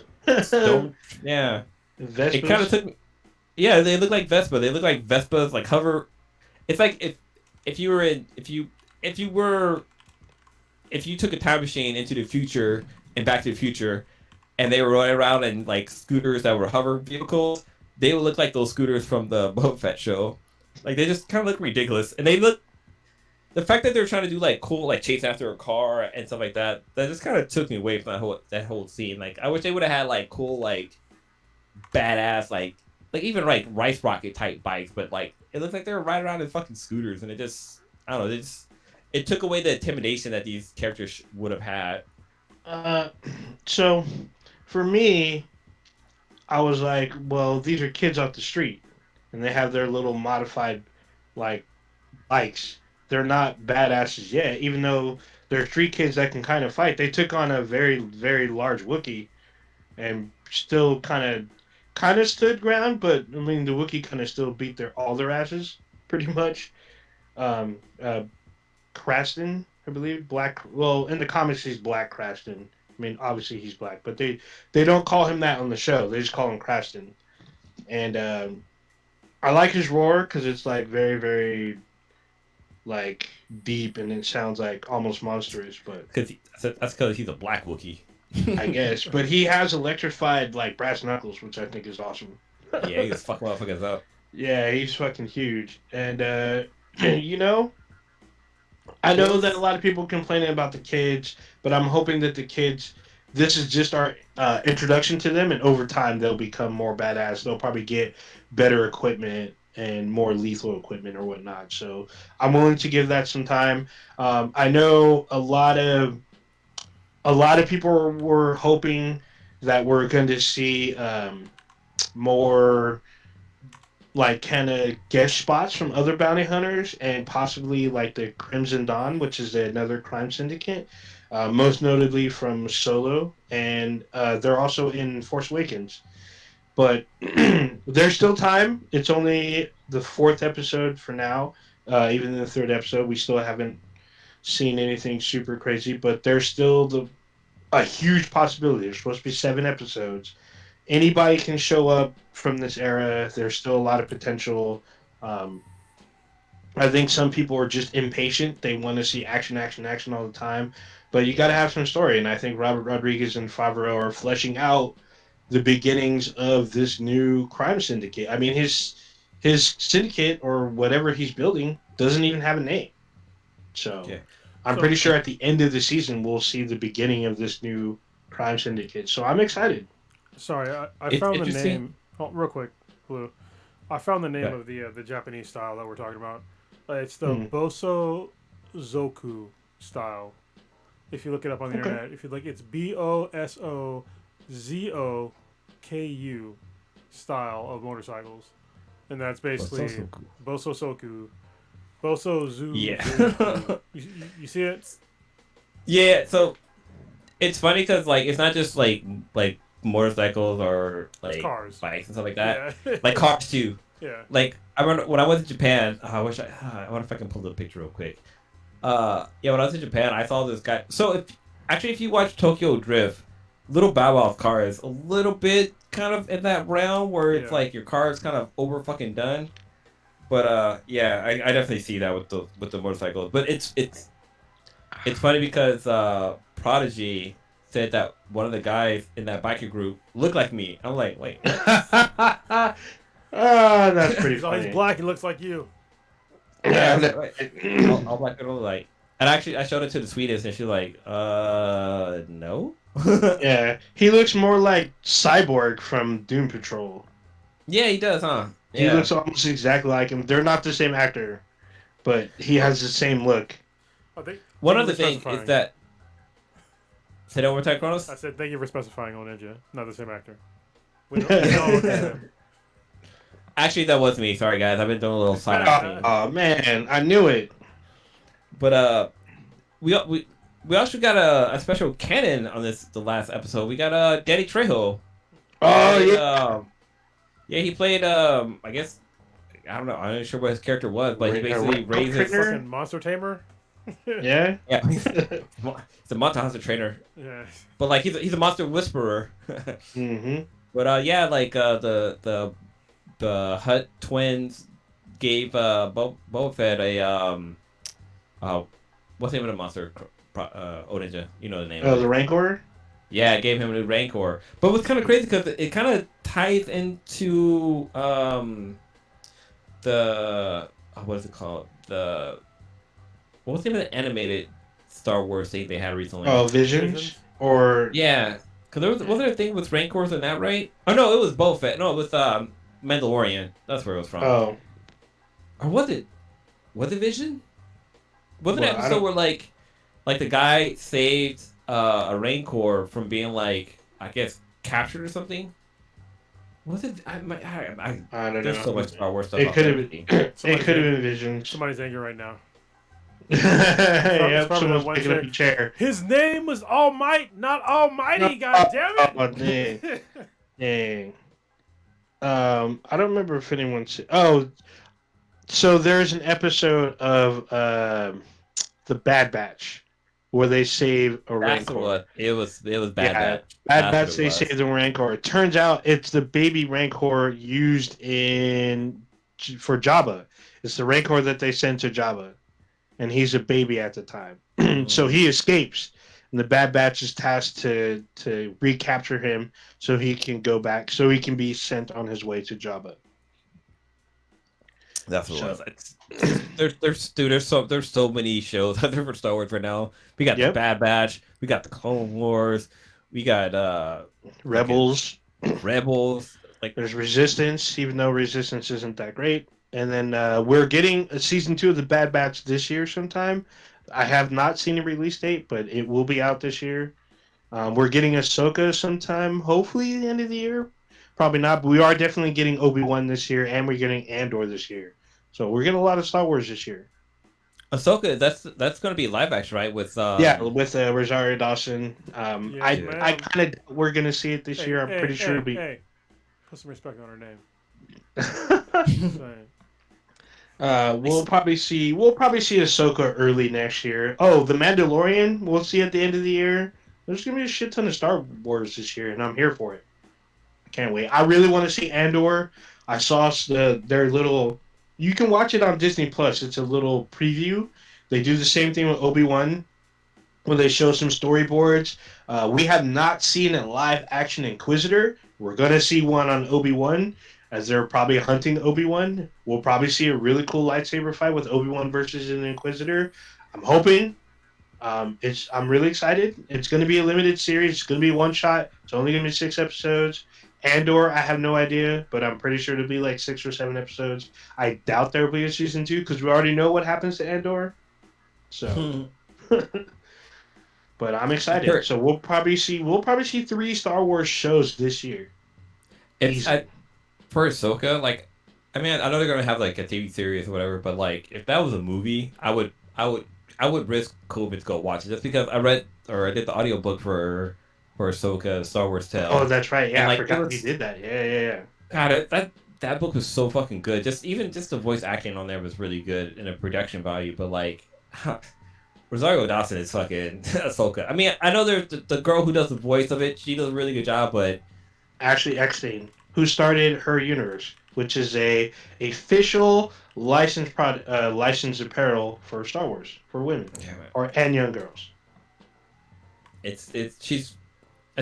would say Ahsoka is probably my favorite Jedi. That's Just respectable. A lot of people just the love fact that- Ahsoka. Yeah, just the fact that she went from like her master was like this badass guy who became this evil guy, and she like got kicked out of the whole Jedi thing and just did her own fucking thing. It was like I don't know, she just came up. She was out there doing her own fucking thing.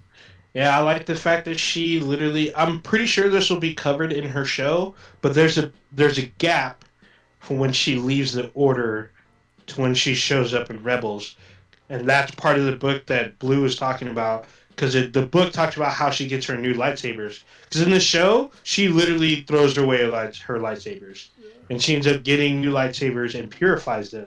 That's why she has white blades. She's basically a gray Jedi, isn't she? At this point, I think. So she claims to not be a Jedi. She says she's not a Jedi, even in The Mandalorian, even though she studied the ways of a Jedi. She lost faith. And she turned her back on them because they offered her knighthood. And Anakin gives her sabers back. He's like, hey, You know, the Order says they're sorry. We accused you of doing this. You didn't do it. You proved your innocence. You know, we're welcome back. And she's like, you know what? I don't think I want to come back. And she turns her back and walks away. Even though they link up later in the season 7 of Rebels, she still claims that she's not a Jedi. So she's contracted to lead her own troops, which is pretty interesting. Which is Obi-Wan. And no, and like Mandalorian, like when Grogu or little Yoda called out, like you think that she's there to help train him, but she's like, you know what? It ain't for me, Chief. I ain't babysitting no goddamn kid. Like, yeah, pretty much. oh, no, I think that happens after that, or did it happen before? No, it happens during because she. That's how we learn. We learn Baby Yoda's name is Grogu through Ahsoka. Yeah, and Ahsoka's like, I can't train him. He's too attached to you. Yeah, but that was before he touched the stone, where he actually did the call out where we got. Because she tells the two of them where to go. That's when he goes and sits on the rock. That's right. So I just want to see some more shit about Mace Windu. The Force, motherfucker! Can you use it? Just saying. I would love for Mace to come back, but I mean, me too. I'm hoping that there's a flashback where Ahsoka has like a meeting with, Mace and Quinlan Vos. And where they're talking about, what's going on. We've kind of seen Quinlan. I guess he's in the Phantom Menace, but his character is inspired by that. But I guess they rewrote it to where it's actually him on assignment, whatever. But it should be fun. I'm looking forward to it. They should make that shit animated. We should get like a prequel to Mace Windu, and just see how like he got his how he became a Jedi. I mean, I'd be down. I would totally be down. But we'll see. Make it happen, Disney. You can make up for Sounds of the South by doing that. Maybe not. Maybe not. That movie was pre-racist. Oh man, why you gotta do this? Should we move on? Did y'all see this Moon? Did y'all see Moon Knight? The Moon Knight trailer? Yeah. We were talking about the man who passed away through a terrible accident. I mean, we should talk about the trailer for this new show. You haven't watched it yet? No, it came up. I was watching something else, and I skipped over the trailer, and I still haven't seen the Batman trailer yet.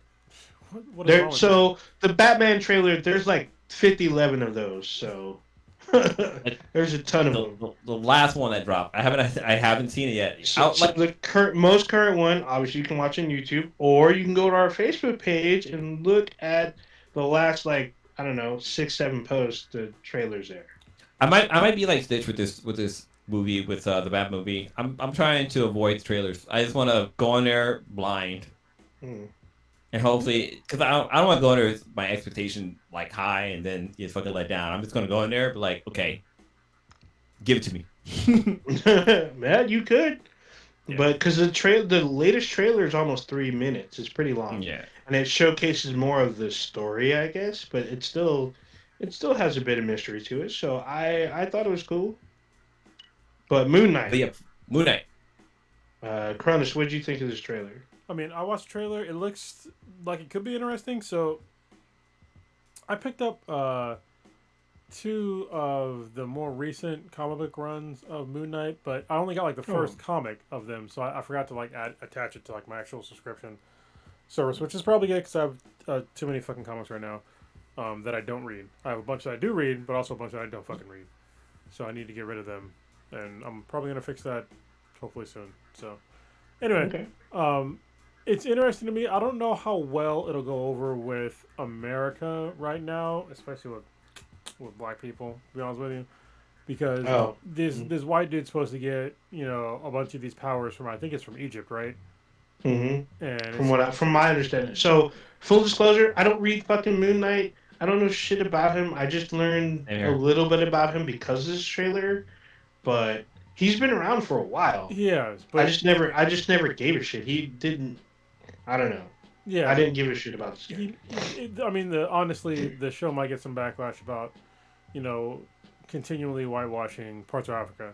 So, and figuring out or having some deity bestow powers on some white dude, even though they're based in Africa. Like, I don't know. I don't know how they're gonna do it. I'm just saying I expect that backlash. I'm still gonna watch the show, to see how good it is. It seemed kind of interesting because the guy seemed kind of crazy when I was reading the comics. Like, sort of, just like crazy, crazy. But he got shit done. He defeated the criminals and whatnot. So we'll see how it goes. The trailer seemed like he was crazy. So I was like, all right, got the checkbox there. He got powers, checkbox there. So we'll see how it goes. I mean, so far I think Disney has had hit after hit with their Marvel shows. I mean, no, not according to Prodigy. Nobody listens to that fucking dude. Oh. He's not even here. Fuck that dude. Oh, man. So, yeah. Shit. According to actual numbers and shit that matters, people that are watching the show, they're pretty highly rated for the vast majority of the shows. So we'll see how they're making money. Yeah. So I think Moon Knight is going to be like their most obscure comic book. Fiore.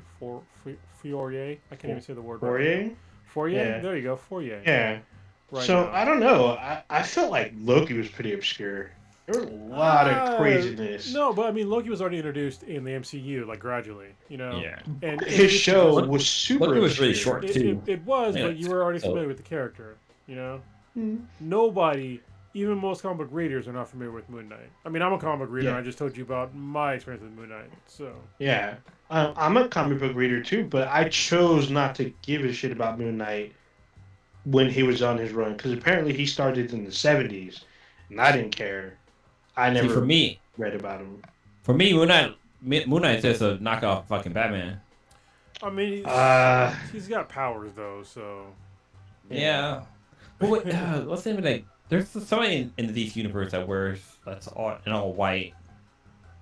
There's it's like it's Midnighter and the other guy. The guy's Apollo, right? Midnighter, Apollo is his husband. I think it's Apollo. Moon Knight's gay? No, you're talking about you said DC character that wears all white. There's Midnight. I'm pretty sure it's Apollo you're thinking of. Possibly. I'm trying to think. I feel like there's another. I mean, I guess it doesn't count when they did the Blackest Night storyline with everyone that had a white power ring. I guess that doesn't count. Oh yeah, that's true. And then they all dressed up in white too. Yeah, but I mean, so apparently, from what I understand, anyone that's listening to this podcast and a huge Moon Knight fan, apparently this person, or I don't even know his name, because he has multiple personality disorder or something similar, and apparently there's 3 personalities inhabiting his body, and one of them is one that's imbued with powers. The other one is his day job where he's like this weird and awkward curator or antiques, like Egyptian antiques caretaker, and then there's like another guy that's like a taxi driver, I guess. That all 3 of these personalities inhabit his body, apparently. Are we talking about Moon Knight, right? Yeah, Moon Knight. His suit is cool. His suit is very cool, at least in the show. Even in the comics, I think his suit is cool. I just don't know that much about him. I know that he gets Egyptian, like literally powers from the Egyptian gods that they bestow upon him. And he goes and fights crime. I guess he's like a monster hunter, I guess, from what I understand. Also a crime fighter. He protects the city. So okay. I guess he fights monsters too. Yeah. Okay. So, but then like someone released a panel that he's able to manipulate Mjolnir because of the alloy that's in it, and he has a connection to it. That'd be interesting. I didn't know that. Because I mean, he's definitely he should not be worthy. No, he does not hold it, but he can manipulate it because of the alloy. It's Uru, URU, the alloy that's in the Marvel Universe that was there during the Big Bang, and they used that alloy to build Mjolnir. And because of Moon Knight's power or connection to that element, to those, he has like power that he can kind of manipulate the hammer So that looked pretty interesting. So we'll see. It does look a bit more violent and dark compared to the other Disney Plus shows. It should be. Honestly, it should be rated R or M, but it's on Disney, so they don't do those Yeah. things. Nope, So they sure don't. the DC character I was thinking Not about a is lot. called the oh shit, the Alchemist. The oh fuck, The Alchemist? not Alchemist. It's the got it. It was on the tip of my tongue. I saw a picture of it and then I just lost it. But yeah, I'm It's a, definitely interested. it's a character that has like an A on their chest with like a circle around it. An 8 on their chest? They have the letter A on their chest, but it's like a circle, and I gotta look it up. Fuck. You're not thinking of the Atom. No, the Atom is blue, right? No, He's like it's kind of a- okay. Oh, I guess so. Captain Atom, his uniform is kind of Anarchy. Oh, yeah, Anarchy is kind of like a. Anarchy kind of. It's what I thought. Moon Knight kind of reminds me of.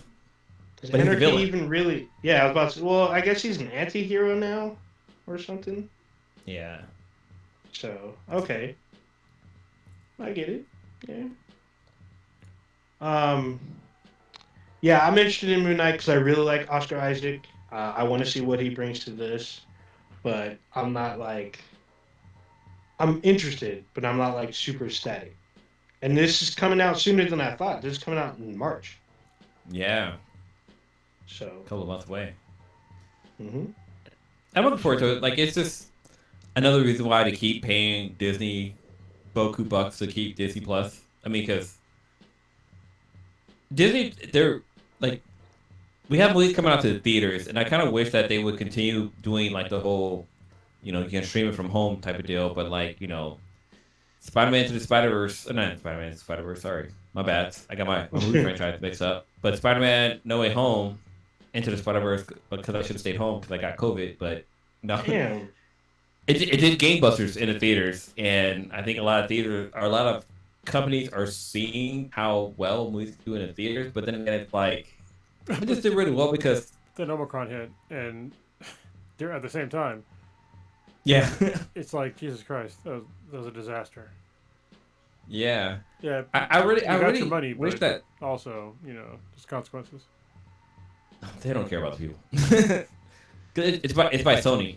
No, but no, I just wish I really hope that that we can still continue that trend where like movies. I mean, it'd be cool if movies play in the theaters for like I don't know 2 weeks, and then you can watch it from home, and then you can pay like a certain amount of fee to be able to watch it from home. Like I wish that continued to be a fee. I said it before, and I'll say it again. I'm willing to pay up to about $30 to watch the shit at home the day it drops. Yeah. So, and I proved it with my dollars when movies that I wanted to watch came out over the pandemic that were released on home. I bought them immediately and I watched them at home. So, Mm-hmm. yeah. And there's been a couple of movies I actually paid for to be able to watch from home. Like even I watched what was it? Like Demon Slayer, Mugen Train. Like that was available in theaters, but once it was available to like where I can watch it from home, I paid for it. Like I wanted to watch that so fucking bad. Even though the version I paid for, I didn't get. Sorry, Cronos, but I want the version that was dubbed, but I got subtitles. But it didn't matter. Fucking The story. What's wrong with you? Read faster, goddammit. Just saying. Well, no, I mean I can read I can read at on pace and stuff like that. It's just that like it's long. It's a good 2 hours of just reading. That's pretty long. But no, overall it was still really good. Plus I own it. Like if I want to go watch it, I can go off and watch it, whatever or not. But just that the posting for it was kind of misleading because it said dub, but it was subbed. But anyway. But no, like I really wish that they will continue being able to buy movies at home so you can watch it at home. Not even buy it. Like I would pay $30 to rent a movie to watch it just at home because yeah, the movie theaters they have like their seatings where like there's all nice and comfortable and you can get drinks stuff like that. But like if you have a good home theater system, your screen and TV, you can pause it and come back to it. Like nothing can beat watching a movie at home. I mean, watching a movie theater will still beat that. Like it's just, I mean, it's an experience going to movie theaters. I think IMAX definitely there's a lot to be said there because it's not even just the screen, which is gigantic on a real IMAX, but it's also like the sound, like it's very unless you're gonna drop like at least $5,000 on your home theater system, probably more than that, probably like $10,000. You're not gonna match the same sound as an IMAX, and the format that IMAX is actually filmed in, the real IMAX. It's a really large format that you're not gonna be able to view at home unless you have a fucking mansion. And if you have a mansion, you're probably not listening to this podcast. And if you have a mansion, you listen to this podcast. You can donate to us. I'm just saying. So yeah, there's that. It could be Black and Black on Infinity, sponsored by. Yeah, sponsored by that guy that can own an IMAX in his house. So, or guy or girl or they or them, whoever. They, them, he, she. Yeah, we'll call you whatever. You know, it'd be funny. I thought about this the other day. You know how people are like they have their what they want to be known by or their pronouns. I was like, you know what? I want my pronoun to be fucking something that's badass. Just motherfucker. Like just yeah. Motherfucker Jones. Yeah, so yeah. So this motherfucker walked into the goddamn building and was like, hey, I want a job. And I was like, motherfucker, what kind of job you want? Damn. If I ever became famous and big and stuff like that, I'm gonna go by a cool pronoun. just be funny. Yeah. I'm waiting for someone to change either their name or say that their pronoun is like Dark Lord of the Sith. So Honestly, I got a good one. I just thought about my pronoun could just be the. So you just say the and then my actual name. There you fucking go. The Cronus. Yeah. That's awesome. That's the best. That's pretty awesome. And I wonder if anybody in the chat room right now post up, but what would be your cool fucking pronoun? Just out of curiosity, or even do hashtag BTI pronouns. Just let us know what kind of pronouns you go. I'm pretty sure the campus coach is gonna hit us up about this, but it's kind of fun to see what people's sense of humor is. Mm-hmm. Actually, I'm trying to remember what my Twitter name is. Is it Cronus the Alpha Geek or just Cronus Alpha Geek? I can't even remember. I was it Cronus 1. No, on Twitter, like my actual Twitter handle is not Cronus 1. I think it's Cronus. It's either the Alpha Geek or just Cronus Alpha Geek, some shit like that. I can tell you. Right It's Cronus Alpha Geek. God damn it! I should have put the in there. I'm pretty sure you can still change it and you'll be all right. Yeah, actually, if you want to follow me on Twitter, I'm Tech12X. If you want to jump in, I need to get better because when Twitter first launched, I was like really active, and it was funny because kind of side story. So I went on a date with a girl, and she didn't know. I followed her on Twitter, and she was tweeting out about her date with me, and she talked about how like you guys need to take note. Like this guy opened a door for me. Oh, you need to take note. This guy's paying for dinner and stuff like that. I'm like, oh shit, this date's going very well. I'm gonna steal the deal. But it was just funny. Like Twitter. Days later, Dick was trash. Yeah. Damn. Oh damn. No, I was just kidding, man. It was just. That didn't happen. It was just interesting to be on a date and you had to get like the play-by-play of how things were going. Yeah. It was like it was really weird. And I'm still friends with her. I'm still friends with her. She has one of the takeaways was that she already had 2 kids when we went on a date, and that. Wait, you're friends with that person? Are we thinking of the same person here, or is this somebody else? No, this is somebody totally different. I was gonna say because that's somebody you can just kick down some stairs. Yeah, this is an ex. This is just somebody who I went on a date with. I got you. But we're friends. We're still friends. Okay. Now I feel bad. Okay. Sort of. I always feel like I'm kind of bad, but whatever. So I got a dank BTI question. This is actually from. I haven't one on I know. Yeah, this is. He posted. He told me this, so he didn't post this. But he's like, ask your podcast members, and he's like, I know that they all do this. I'm like, I don't think anybody does this except for you. So, do you know what a sack cup is? A sack cup. A You sack said cup. Yes. SACKCUP. Sack So cup. it's SAC space CUP. I can't say that I So do. yes, so it's apparently it's an act. So this is from Enix, by the way.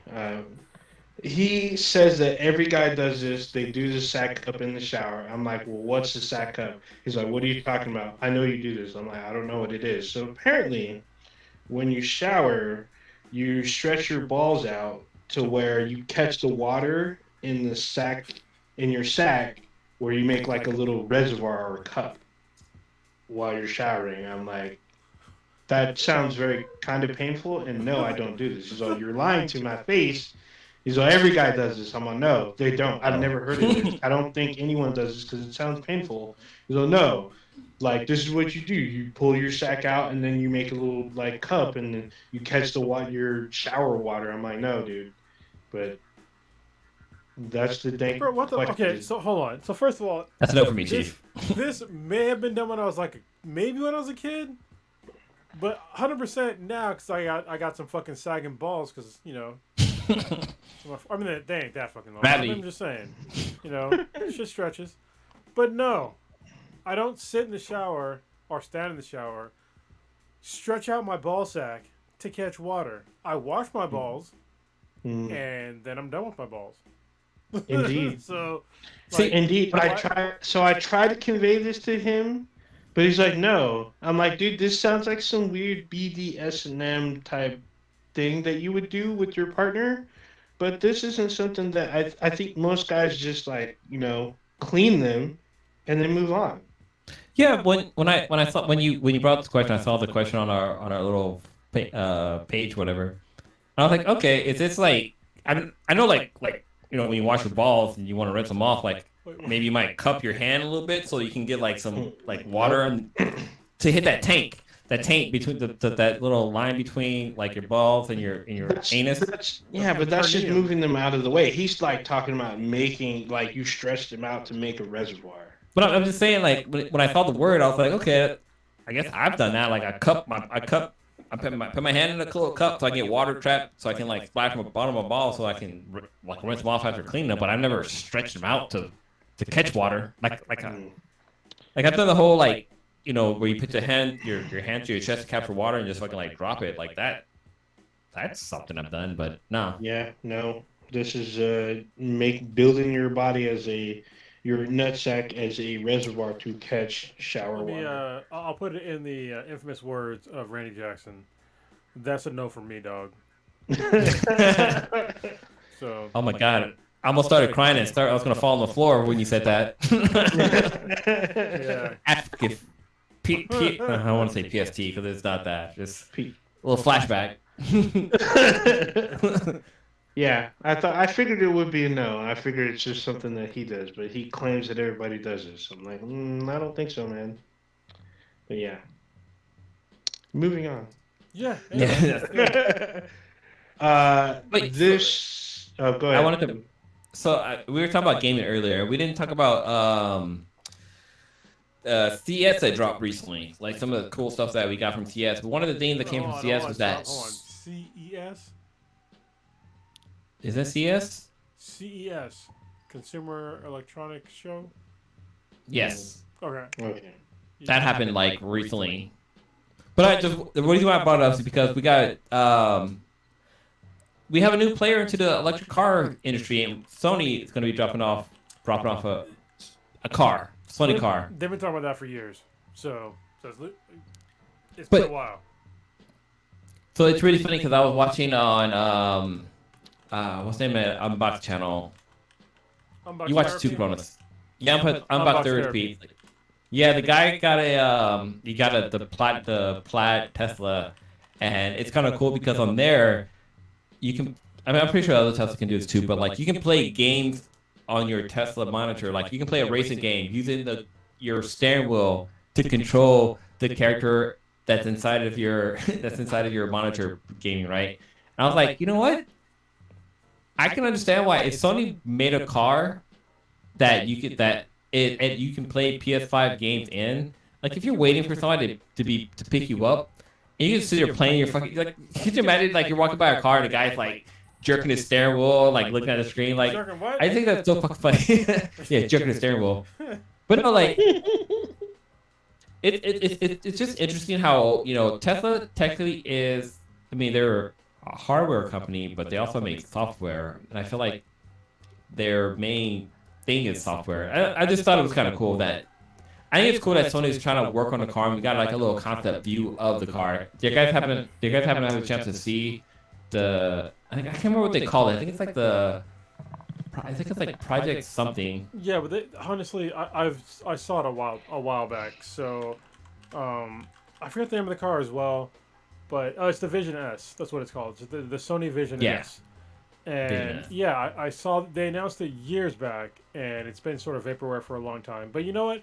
To be fair to Sony, so was Lucid. Lucid was vaporware for the longest fucking time, and now it's a real car. You know what's crazy about Lucid is that it was vaporware for me for the longest time, but where my youngest daughter used to go to school, on the way to her school was Lucid Technologies like office, and so I would pass by there, and every now and again I would see the Lucid car, like the beta car, being driven around, like with like the external cameras, like to like simulate like the real cameras for their automatic drive thing. But anyway, when the actual Lucid car came out, I was like, holy shit, like it's fucking real, and it's apparently amazing.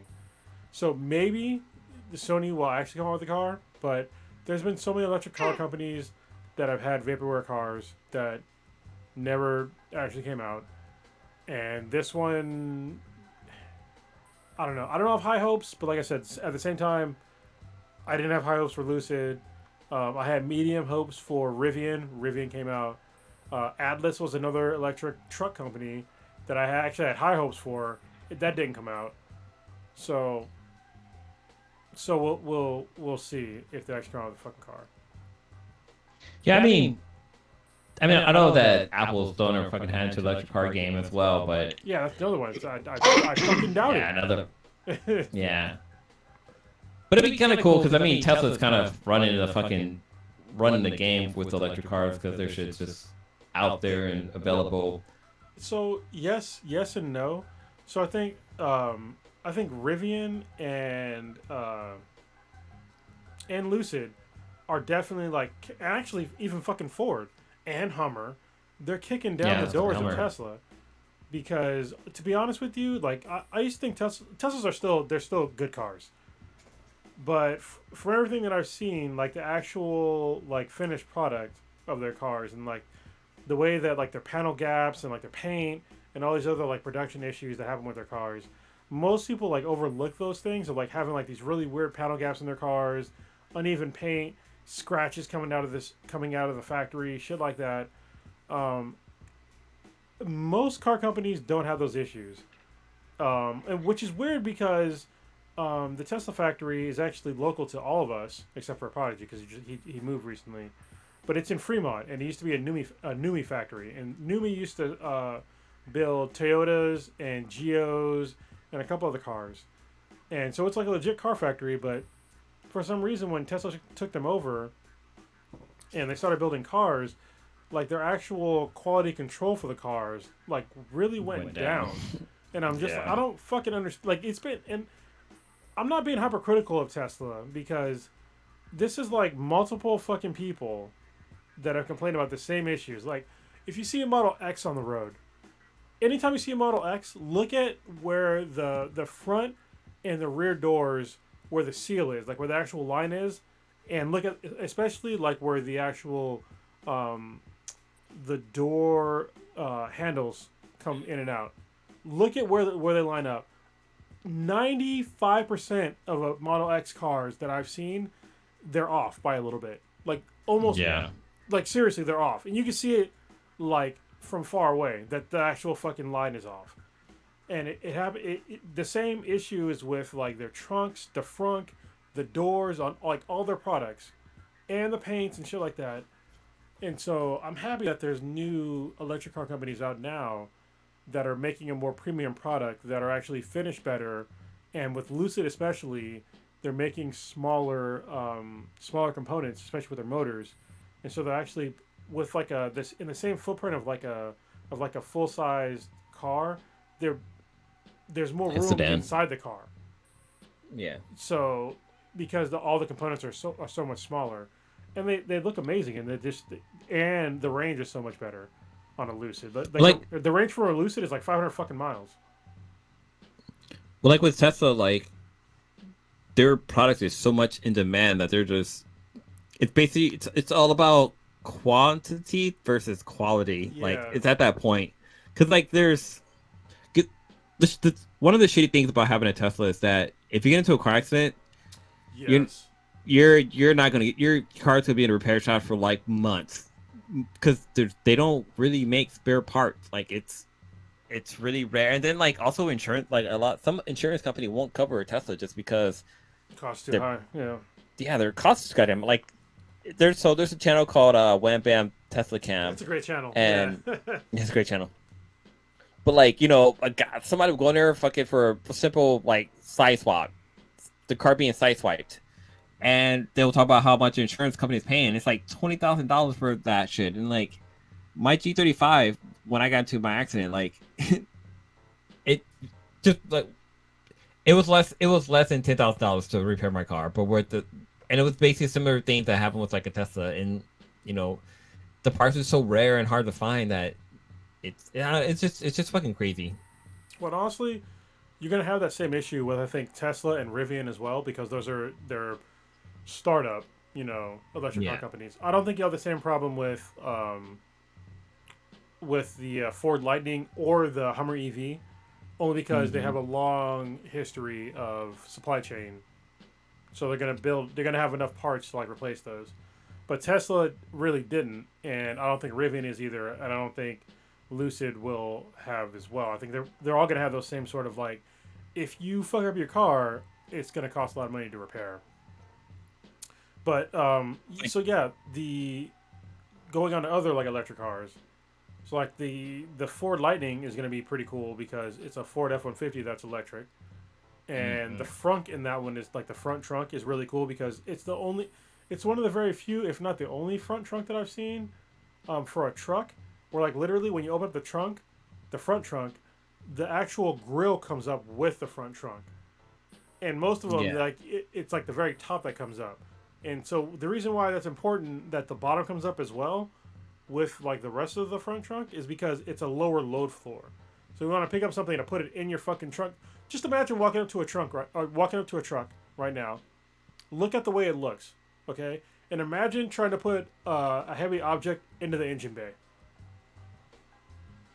That's the way it is for like a lot of electric trucks right now that have a front trunk. Is that you literally have to lift something like shoulder height and over into depending on how tall you are and over into the engine bay. But with the Ford Lightning, like it's literally opening up from the actual like bumper, so you don't have to lift it up. You lift it up like waist high depending on your height, obviously. And to gotta be honest, like Lightning's a dope fucking name for an electric car. Like there's very few names that like Tesla, yeah, Tesla Electronics, like electric and stuff like that. But Lightning, like that just sounds fucking badass. To Well, be honest. it sounds badass, but they actually got a lot of shit from like the car industry or from like the petrol heads, the Gas guzzlers. yeah, like the muscle car people, because the old Ford Lightning was it was the fastest truck for like a long time. If you look at like, the old F-150 Lightning from like the 90s, it was the fastest truck for like years up until the I did not know Dodge that. SRT10 when they had the Viper. The Dodge was just like fuck it, we're just gonna drop a fucking V10 into a truck from the Viper into a truck. So yeah, I fucking remember that shit. I wanted to buy one for like the longest time. Yeah, Oh, it's really cool where we're going with technology because right now gas in California is goddamn expensive. Yep. yeah. Um, Someone had asked in the chat, Have we seen Peacemaker yet? Anybody seen any of this? I watched the first one and I really liked it. It was the end of the first episode was just like what the fuck. But yeah, I really enjoyed it. I don't know if K-Mac is gonna keep wanting to watch it because I asked her for the past couple of days, what's the next one? She's like, no, maybe a different day. So I might just keep watching it without her. But yeah, I thoroughly enjoyed it. I thought you couldn't watch Peacemaker. It just wasn't visible. I couldn't see it. You're right. I didn't see him. She You couldn't see helmet. Yeah. Yeah, I know. Because when I watched Suicide Squad, it just there was like a fucking helmet and a red suit floating around. Yeah. God dang. So I saw the first.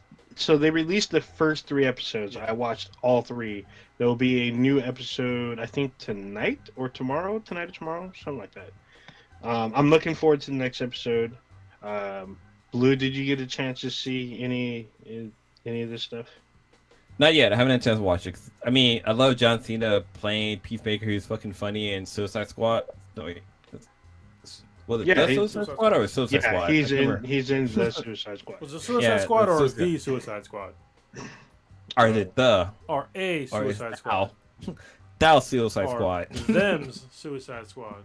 They Suicide Squad. But no, I haven't had a chance to watch it. But like, I don't know. It just the trailer and John Cena it just seems like it's gonna be fucking game buster, like hilarious. But yeah, I haven't watched it yet. Okay. I managed to see I'm thoroughly enjoying it. It feels like DC EU's version of The Boys, but with Peacemaker so far, and it's pretty interesting. Fun fact: the like hot blonde chick, Harcourt, that is James Gunn's wife. So, All right. no, a lot of people are thirsting about her, but that's homie's wife. All right. But yeah, I'm looking forward to the next episode. Hopefully, we can talk about it next week. Yeah. So I liked it. the first 3 episodes drop, right? Yeah. Yeah, they drop, and then the new episode is tonight or tomorrow. Is there any other Disney or not Disney? Fuck. So I was trying to compare this, but is there any other DC shows that we're gonna see coming to HBO Max? Because I know there's something coming to HBO Max recently that's DC related. Is the Batman coming to DC? Yeah, the Batman's coming to DC. Universe. No, Batman. Is it? The Batman's going into theaters March 4th. Oh, I would not be. No, So, I mean, you can bet it'll end up on HBO Max probably before the end of the year, but it's a theater release. I don't know. I mean, I know there's a lot of projects coming to HBO Max, but I don't know what else would be coming this year. So far, I just know about. There's a Green Lantern show that's gonna come up. That's gonna come out. They've been saying that for years. Well, it's still on the list. Well, I wonder if that's going to tie into the whole CW like because Diggle's supposed to become Green Lantern. I wonder if that's going to be just ported over to HBO Max. I don't know. I mean, he's getting his own show called League U, where he teaches other DC heroes how to be a hero. Will he be Green Lantern in the show? The press release didn't particularly say, but they did talk about it because he has a ring, but they haven't shown it. So there's we'll see. There's a lot actually that are this year. I'm going from a Screen Rant, and it's the 14 upcoming DC TV shows on HBO Max, and it's a lot. I mean, obviously, Peacemaker just came out. Green Lantern is going to be one of them. Strange Adventures, DC Superhero High, Bat Wheels, which is, I mean, that's not in my age bracket, but My Adventures with Superman, Batman Cape Crusader, Justice League Dark, Madame X, Gotham PD, the Penguin, Val Zod Superman series, which is the Black Superman. People get mad about that shit because he's black. Constantine. And, there's other ones too, but those are the main ones. So yeah, there's definitely a long list. Okay, I'm wondering what's next after Peacemaker. I know that there's talk about this Batgirl movie will be an HBO Max exclusive, but it might get moved to the theaters now. Well, no, I thought the Batgirl thing was going to be a TV series. Well, they're saying that it might be a movie now. I'm not 100%. I know they're filming they're filming now, so we'll see what happens. I know Keanu Reeves has talked about this when he sat down and talked about how, like, because Keanu Reeves played John Constantine in the Constantine movie, and he talked about how he wanted to reprise that role, Okay. and I thought he did a pretty good job No, at Constantine. no. Fuck that and fuck you. Blue. Oh, God dang. Yeah, no. I thought Honestly, listen. People are just like, oh yeah, we want to have him back. John Constantine has a thick ass English accent. All right? Mhm. Keanu Reeves That's does true. not. Keanu Reeves played Keanu Reeves amazingly when he played Constantine. So let's stop it with that fucking bullshit. Cronus, I'm gonna sit my ass down because you're right. Yeah, like Yeah. people forget about that shit. Yeah. Like, oh, he's gonna be amazing again. No, he's not. Like, and I like Keanu Reeves as a person and as an actor, even though he plays himself, just like The Rock in every one of his fucking movies.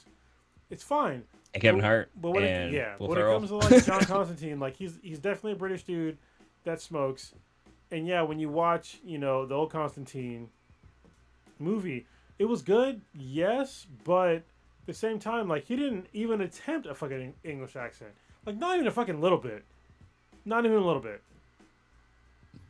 Yeah, I know. I'm gonna retract my word. Cronus, you definitely changed my mind. Like, Keanu Reeves he was interesting in the role, but yeah, like even after watching League of Legends on the CW, like Yeah. yeah, Constantine has that fucking cool British accent. Just doesn't give a shit about anybody. It's all about himself. Like yeah, okay, Yeah.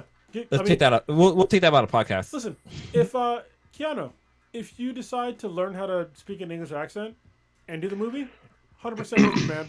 100% with you. But if you're just gonna be the whole "I'm Keanu" thing again, honestly, man, Bro. I'm missing with that shit. All right, keep donating your paychecks to cancer projects and to other donation things. I think what you're doing is great as an actor, donating like the vast majority of your paycheck to actually help people. I think that's cool. But if you're gonna do Constantine, pick up a fucking accent, man. Please. Well, there you go. You'd be a fucking badass. Yeah, he's busy with John Wick anyway. And he's badass. I love him in John Wick. I love him in fucking The Matrix. Even the latest one, even the latest Matrix, people didn't like it. I still liked it. Dude, like, I really enjoyed the last Matrix. I mean, it wasn't perfect. It wasn't as great as like the first Matrix, but it did something for me. It made me happy watching the later Matrix. Well, let me just listen. I'm pretty sure I can speak for both me and Blue. We're biased when it comes to the very Matrix. Like, I'll freely admit it. I'm biased when it comes to the Matrix. Every single one of those actors that are in that movie, I want to see them and the Wachowskis succeed in that movie franchise. Even though, Except for Jada Pinkett. what's up? Except for Jada Pinkett. Like, holy shit. Like, why? Like, they should have had somebody else. I mean, A whole new. only because I'm not gonna say it. So I don't be an asshole. Anyway, I want to see the people that were in the Matrix franchise succeed. Even knowing after reading the Neuromancer, that the idea was kind of ripped off, sort of, kind of ripped off, but it was done better. But I still enjoyed the entire franchise, and I want them to keep it going, and I will still keep paying to watch that fucking movie. I'll still keep doing it. If you make a fucking Matrix 10, I'm still paying and I'm watching it. Yeah. 'Cause I love the whole concept. So let's keep doing it. I feel like if the franchise kept going and going and going and going, I think they'll probably fall in the same wheelhouse as the Fast and Furious franchise. Like, Yes. maybe like, I think if it was really well done, it'll fall more into like the James Bond franchise. Cause the James Bond franchise is like, okay, these stories are fucking cool. Like, everyone isn't the same, but with like Fast and Furious is like, this shit's just fucking over the top.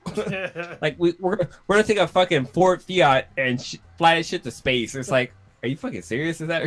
Are you guys really doing that? It's They, so they sure ridiculous. did. And it did that. And a Ford Fiat is actually a great little fun car. It's a poor man's Porsche. Did you say a Ford Fiat or a Ford Fiesta? I hope you said Fiesta, not Fiat. A Ford. It's a Fiat? Fiesta. Fiat is another company. It'd be like No, saying They sent a Fiero into space. a Fiero. Yeah, That's a Pontiac. yeah. Hmm. Pontiac Fiero. Sorry, my bad. A Pontiac Fiero. Yeah. A And little- I don't think Pontiac. I don't think is around anymore. No, neither is Fiero. No. There's a lot of car companies out. Saturn's not around anymore. Nope. Same. Nope. It happened around 2008. Imagine that. The whole downturn. Oldsmobile isn't Oldsmobile's around gone anymore. too. For some reason, Buick is. You know what's weird? Mm. Oh, can I go on a fucking slight rant? Go for it. Slight rant, because I'm a car guy. I don't understand why Buicks why they're still making Buicks that are boring ass cars. Buick used to have the Grand National. That was a badass fucking car. It was a fucking V6 with a turbocharger, and it was fast as fuck. Like, it was faster than, at the time, supercars. And we went from Buicks being fast as fuck, Grand Nationals, to these old people cars today. That who's fucking buying them? Who Old is people? buying Buicks? Like, Do I don't get it. Don't you make the CTSs and stuff? No, you're thinking of Cadillac. Cadillac did it right. They still have some. Yeah. Cadillac still has muscle cars. They still have the So- CTSV and the ATSV. Doesn't Cadillac own Oldsmobile? No, so they're. I mean, they're GM, I believe. I have to look it up, but I'm pretty sure that GM owns. I'm fairly certain owns Cadillac because they have a modified Corvette motor in their CTS line. So yeah. Wow. So I typed in Oldsmobile, and Oldsmobile had a good run They did. on here. Yeah, they had a good fucking. Apparently, well, I'm looking at Wiki. Wiki saying they had a good 124 years run. That's a long fucking time for. I wonder what they did beforehand, because like I think cars came out in like. Are you saying 20 Oldsmobile or Buick? Oldsmobile. Okay, Oldsmobile is gone now, but yeah. No, I'm just trying to figure out like Oldsmobile, like how long of a run did they have for a yeah. car company? They made Oldsmobile made some really cool cars back in the day, but they were not. My mom had an old Oldsmobile. Shit, I forget the name of the fucking car. Was it Cutlass? It was a gold. It was a gold one. It might have been called Supreme. It was a gold one in like Yeah, the my mom. 90s. I mean, there was a fucking song about that, like a Cutlass, no, it wasn't a Cutlass. It wasn't Diamond in the Back. That's another car company. Diamond in the Back, drop man top. You gotta sing the whole song. Yeah, right. Yeah, I can talk about. No, like Go ahead. no, I was like Cutlass, like the whole Oldsmobile franchise, like not franchise, but like the cars, like they were so fucking popular, like back in the days. That's the fact that they're gone, but like I don't know, the Cutlass Supreme, like that was like I don't know, just there was something about that car that was just fucking great. Even though technically it was a coupe because you had to like crawl into the back seat to be able to get into that thing, but like it's just that car was. I wonder. I want to see how much one will cost right now. It's a piece of Americana, is what Yeah. Cutlass Supremes were, and like if you go like a south, you'll see those well, even in parts of the Bay Area, like the fucking scrapers, like Cutlass Supremes are still sought after cars, and so are some of these other older American cars that were not fast, but people just love to like cruise in them, and I don't know, like it's really weird, like the direction that Buick, which for some reason is still around, they don't make like exciting cars anymore. Cadillac still does, and they're still around. I mean, they still make the Escalade, they still make the CTSV, they still make cars for old people too. But it's just like, what the fuck is Buick doing? Like, I don't understand why the fuck they're still here. Yeah, there's. Well, I feel like they make a lot of like limousines and this and that. I think No. they So kind of. no car company makes a limousine. They take an existing car, and a limousine company modifies that car to make it into a limousine. So yeah. I forgot. I don't know. So this is. Sorry, we're not in the normal demographic of the podcast of me talking about fucking cars. Well, me and Blue talking about cars because both me and Blue are car people. I mean, you had the G35, and I still have an AM Roadster. Dude, So I've had so many fucking cars. Not so many cars in my lifetime, but like yeah, you had your Preludes, which I love to drive. yeah, I've had 5 different Preludes. No, 3, 4. I had 4 different Preludes. I've had the G35. Actually, no, not 5. I've had 5 Preludes because there was one I bought literally just to take the engine out of it so I could put a different engine into it. But like, yeah, it's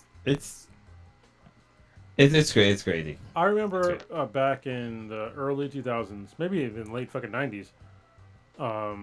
You had 88. your, I think it was your third or second gen Prelude. I'm pretty sure it was a third gen Prelude. It was my 1988 Honda Prelude S That was model. second gen then, right?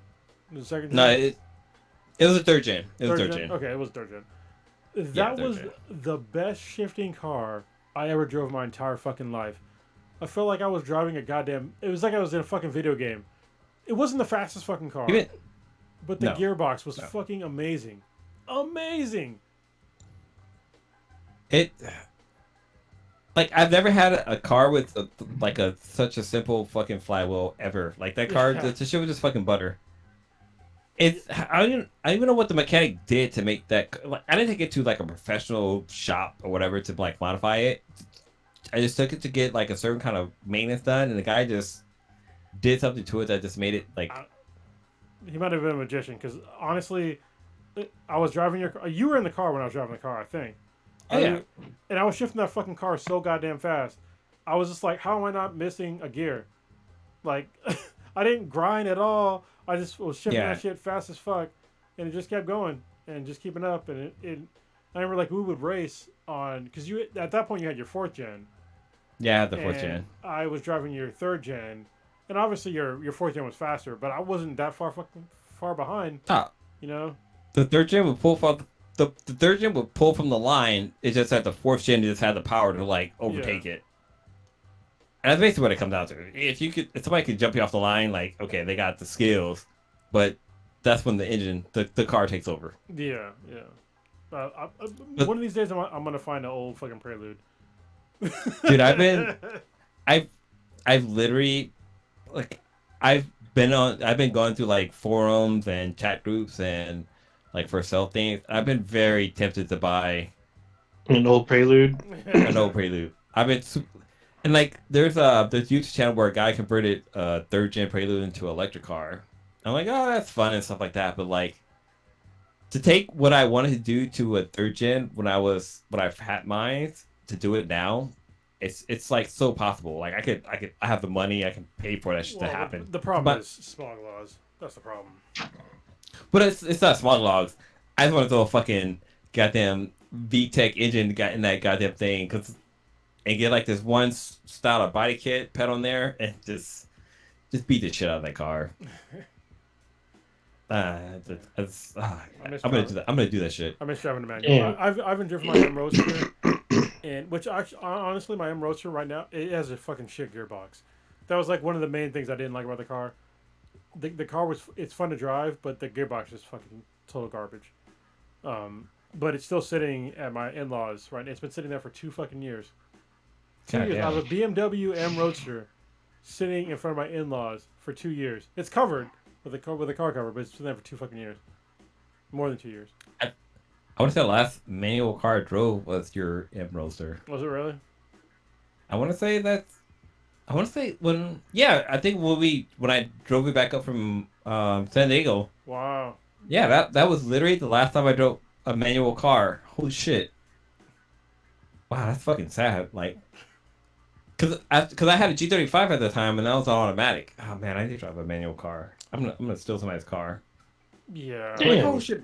Somebody's gonna like, nobody's gonna steal my car. It's a manual. Like nobody knows how Yeah, to steal a manual. I was someone, like, shit. someone I know, they broke into his car, but they couldn't steal the car because it was Manual. manual. So they couldn't figure out how to use it.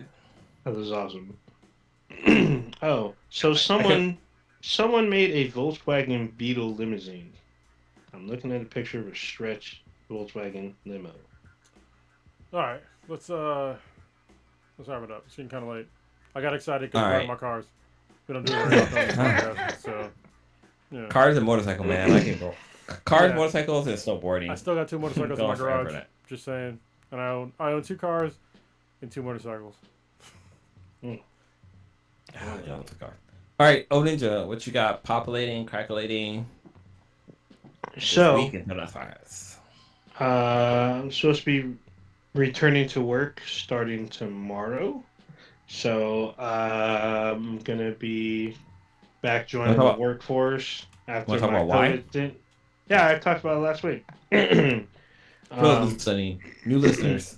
Oh, for those of you who just randomly listened to this episode, I had the Rona last week. 1,000 people. I'm going to be checking out some more Peacemaker, like I said. I'm going to be checking out some of these divisional playoff games for the NFL over the weekend, see what's going to happen with the 49ers, because I'm a 49er fan. So we'll see what happens. I think they play on Sunday or Monday night, something like that. What was it? Oh, so I'm be playing some of this Rainbow Six Extraction. So I'm gonna try to do some streaming on this probably the next couple days. Catching up on some of these shows, I guess. I didn't get a chance to talk about Archive 81. I will probably more next week, but it's a highly recommended show. Hopefully you guys get to check it out. We can talk about it next week. Yeah, I saw the premise. I'll check it out. Pretty crazy. But yeah, that's it for me. Okay, Cronos, what you got? Crackulating this week? So I was talking to Bunnyman the other day. Actually, today.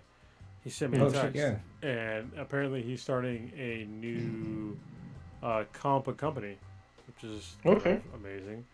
So if you go to Meta Comica, sorry, hold on, maybe I have it fucking wrong here. I might have wrote this shit down wrong, but it was a pretty cool concept that he's making a comic. Just full disclaimer. There is he's making a comic where I am one of the characters. Hmm. So Wait. Cause I remember he had like a comic book company where they like a subscription service where you can like rent comics and stuff like that. But this is actually creating an actual comic book. yes, he's making comic books. Nice. So if you go to it is Metacomica. So metacomica.com. I'll put it in the description. Metacomica.com, and he's making a artist kind of like hub for new comics, and also he's creating his own comics, and he's also creating NFTs. And so when he sent me the website, the website is live, so you can check it out right now. And then he talked about NFTs. I was like, all right, listen, man. I sort of understand NFTs, but I need to understand more because I sort of get it, but I sort of don't. And my brother the other day, like a couple of weeks ago, he was asking me about NFTs, and I was like, hey, man, I'm not really fucking sure, but I know a guy who is Bunny Man who knows a lot about NFTs, and I want to have him on a podcast. So he's like, yeah, like I asked him to come on a podcast. We're gonna talk about NFTs, plus his new project and a bunch of other things like us catching up. And so he's down to do it. So if you're wondering about NFTs and shit like that, he will break it down for us on a podcast. So yeah, if you go to the website, Metacomica, if you like scroll down a little bit, the black guy is me. Is based Yeah, I gotta on, look this up. It's not like me, but it's like based loosely upon me. So it's really cool. And there's like a bunch of other artists are on here, and it was really cool like getting messages from him like seeing like the pre-production stuff of this comic. And I'll definitely buy an NFT or a couple. Maybe we'll get some some BTI NFTs going for people, so you can own part of us. But yeah, Hey, I did a drunk blue NFT because I mean that's gonna be mean. That would set Sebastian's college fund. Like, yeah. I mean, if you can get one that's going really good, people will buy it for a lot of money. But yeah, it's honestly we haven't talked in a little bit, but he's always doing something, oh and yeah, this looks pretty amazing. And I look forward to having him in to the Infinity Base. Actually, this might be a fucking solution to my issue. I have a whole bunch of fucking problems with. I have a bunch of loose comics that I'm probably never gonna read that I need to get rid of, and so I'll probably just give them to him so he can just have them and then sell them through his comic book company. Because I know that he wants to do like a sort of like a library thing, and if my comics can help him do that, good. Because I have hundreds, if not thousands, of comics at this point. I mean, you could probably see them in the background over my shoulder. Right. Oh, I went the wrong way. There's a couple like right there, but there's a whole bunch right there, and there's a whole bunch other ones right there you can't see. But yeah, I have a lot of comics that I'm probably never gonna read. So at this point, anyway. So yeah. but there's I mean, it's kind of also good because like not just it frees the space, but I mean, there's comics that you have that other people probably don't even care about reading, but like if it's something that's donated to people, they're like, oh, let me check out this comic. Like, oh, wow, this character is fucking dope. Like, holy shit, like they're doing it. Well, there's that one comic that's based in the Bay Area where like Oh, Power Lines. Yeah. I was on that. yeah, where it's based in the Bay Area where it was like a comic where only black people get powers and like Well, no, all paid no. for it. Wait, that's not exactly what happened. No, it's not Power Lines. It's a different. I'm thinking of a different comic Power where Lines was only the black one. people get powers. No, Power Lines was the one that was in. I think it was Richmond or something like that. So it's several parts of the bay. It's where the premise was the native people that lived in the bay, they had like these totems, or they had this bloodline that gave you powers. If you were in these parts of the area, you would have powers, but if you crossed the water, you would be powerless. So different parts of your bloodline would have the power from this tribe, and you had to be in certain areas of the bay in order to have your powers activate. And there's three people connected. There's a white lady in Hayward. There's the black kid, I think from Richmond, or I think he's originally from Richmond or whatever. And then there's a native man who's a mass murderer. He's like a serial killer. They're all connected because they all share the same bloodline. Yeah, and it's Power Lines with an S. Oh, No, if you think of Power Line, you're thinking of the Goofy movie because that's who Max wants to see to impress a girl. I actually have the copies of Powerline, and I guess the writer Jimmy, I can't think of his last name. He's a famous comic writer, but I guess he's from the Bay. Jimmy He's Robinson. written, yeah, He he's written also some. He was also the artist. Wow, he's very talented. So it was all bad because it got canceled like halfway through, and I was like asking three different comic stores where the hell this comic was, and they're like, "Oh, we didn't get it." And then I was like, "What?" And then comes to find out, it got canceled. I was kind of mad. It's kind of those comics you want to maybe hold on to. Yeah, this was back in the day when I was complaining about people that were talking about diverse comics, and they didn't buy fucking diverse comics. Yeah. If you believe in diverse comics, fucking buy them. I own this comic. I own the whole. I think it was like 4 of them. So buy them, or 3 or 4. But yeah, buy them. Don't be an asshole and be like, "Why is there no diversity?" and blah blah blah blah. You have to support it. When you support it Yeah. with your money, then they'll make more of them. All right, old Ninja, what you got? Wait, you already went over your thing, right? Yeah, What you we're got going waiting. on? You're the last one. Yeah, it's you. So for myself, this weekend just hanging out with the family. We're gonna hit up SF just to Nancy the sweetest one to pick up some pastries.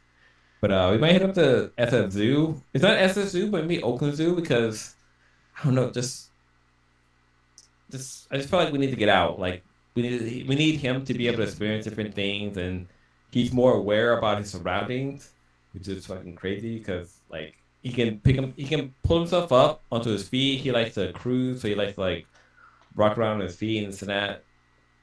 And when I say he, I'm talking about our son Sebastian. He, him. our he, they, whatever. I forget it. He hasn't came with a pronoun for himself, but yeah, other than that, I want to continue playing Back for Blood. I play with I play with everyone on the podcast except for um Stitch, maybe. for Stitch. Yeah, Stitch. He haven't had internet, but yeah, it's a fun game. Hopefully, I mean, when I played with Chronos, there was like an issue with like the whole shooting thing, like the whole auto aim or even aiming in general was just fucking off. Like it just did not fucking work right. Yeah, I mean, I still got a pretty high kill count, but it was still way off from what I'm used to. Yeah. It's yeah, it was bad. But hopefully they fix that shit. Hopefully there's a patch that come out for that. But also I'm playing Deathloop. Mm. Gotta get back to playing that, which is fucking the game is fucking great. Yeah. I just from where I'm at right now, I just hope I don't end up at the beach every fucking time. Like there's gotta be like You're gonna go to the beach a bunch of times, man. Don't worry. oh god damn it. But yeah, it seems like a really fun game. But other than that, what else is coming up? Once again, happy birthday to my mom. I don't know how old she's turning because I can't do the math right now. But you know, it's funny because when you're a kid, you think about like how old your parents are. You really don't think how old your parents are until you're like maybe in junior high, maybe high school, and that's when like numbers are really affecting you. But when you become an adult, it's like holy shit, like yeah, you're up there in age. But yeah, it's just crazy. But what else? There's one thing I want to talk about. Shit, fuck it, whatever. All right, with that being said, Odin, you want to take us out of here? All right. You just experienced Black and Black times Infinity.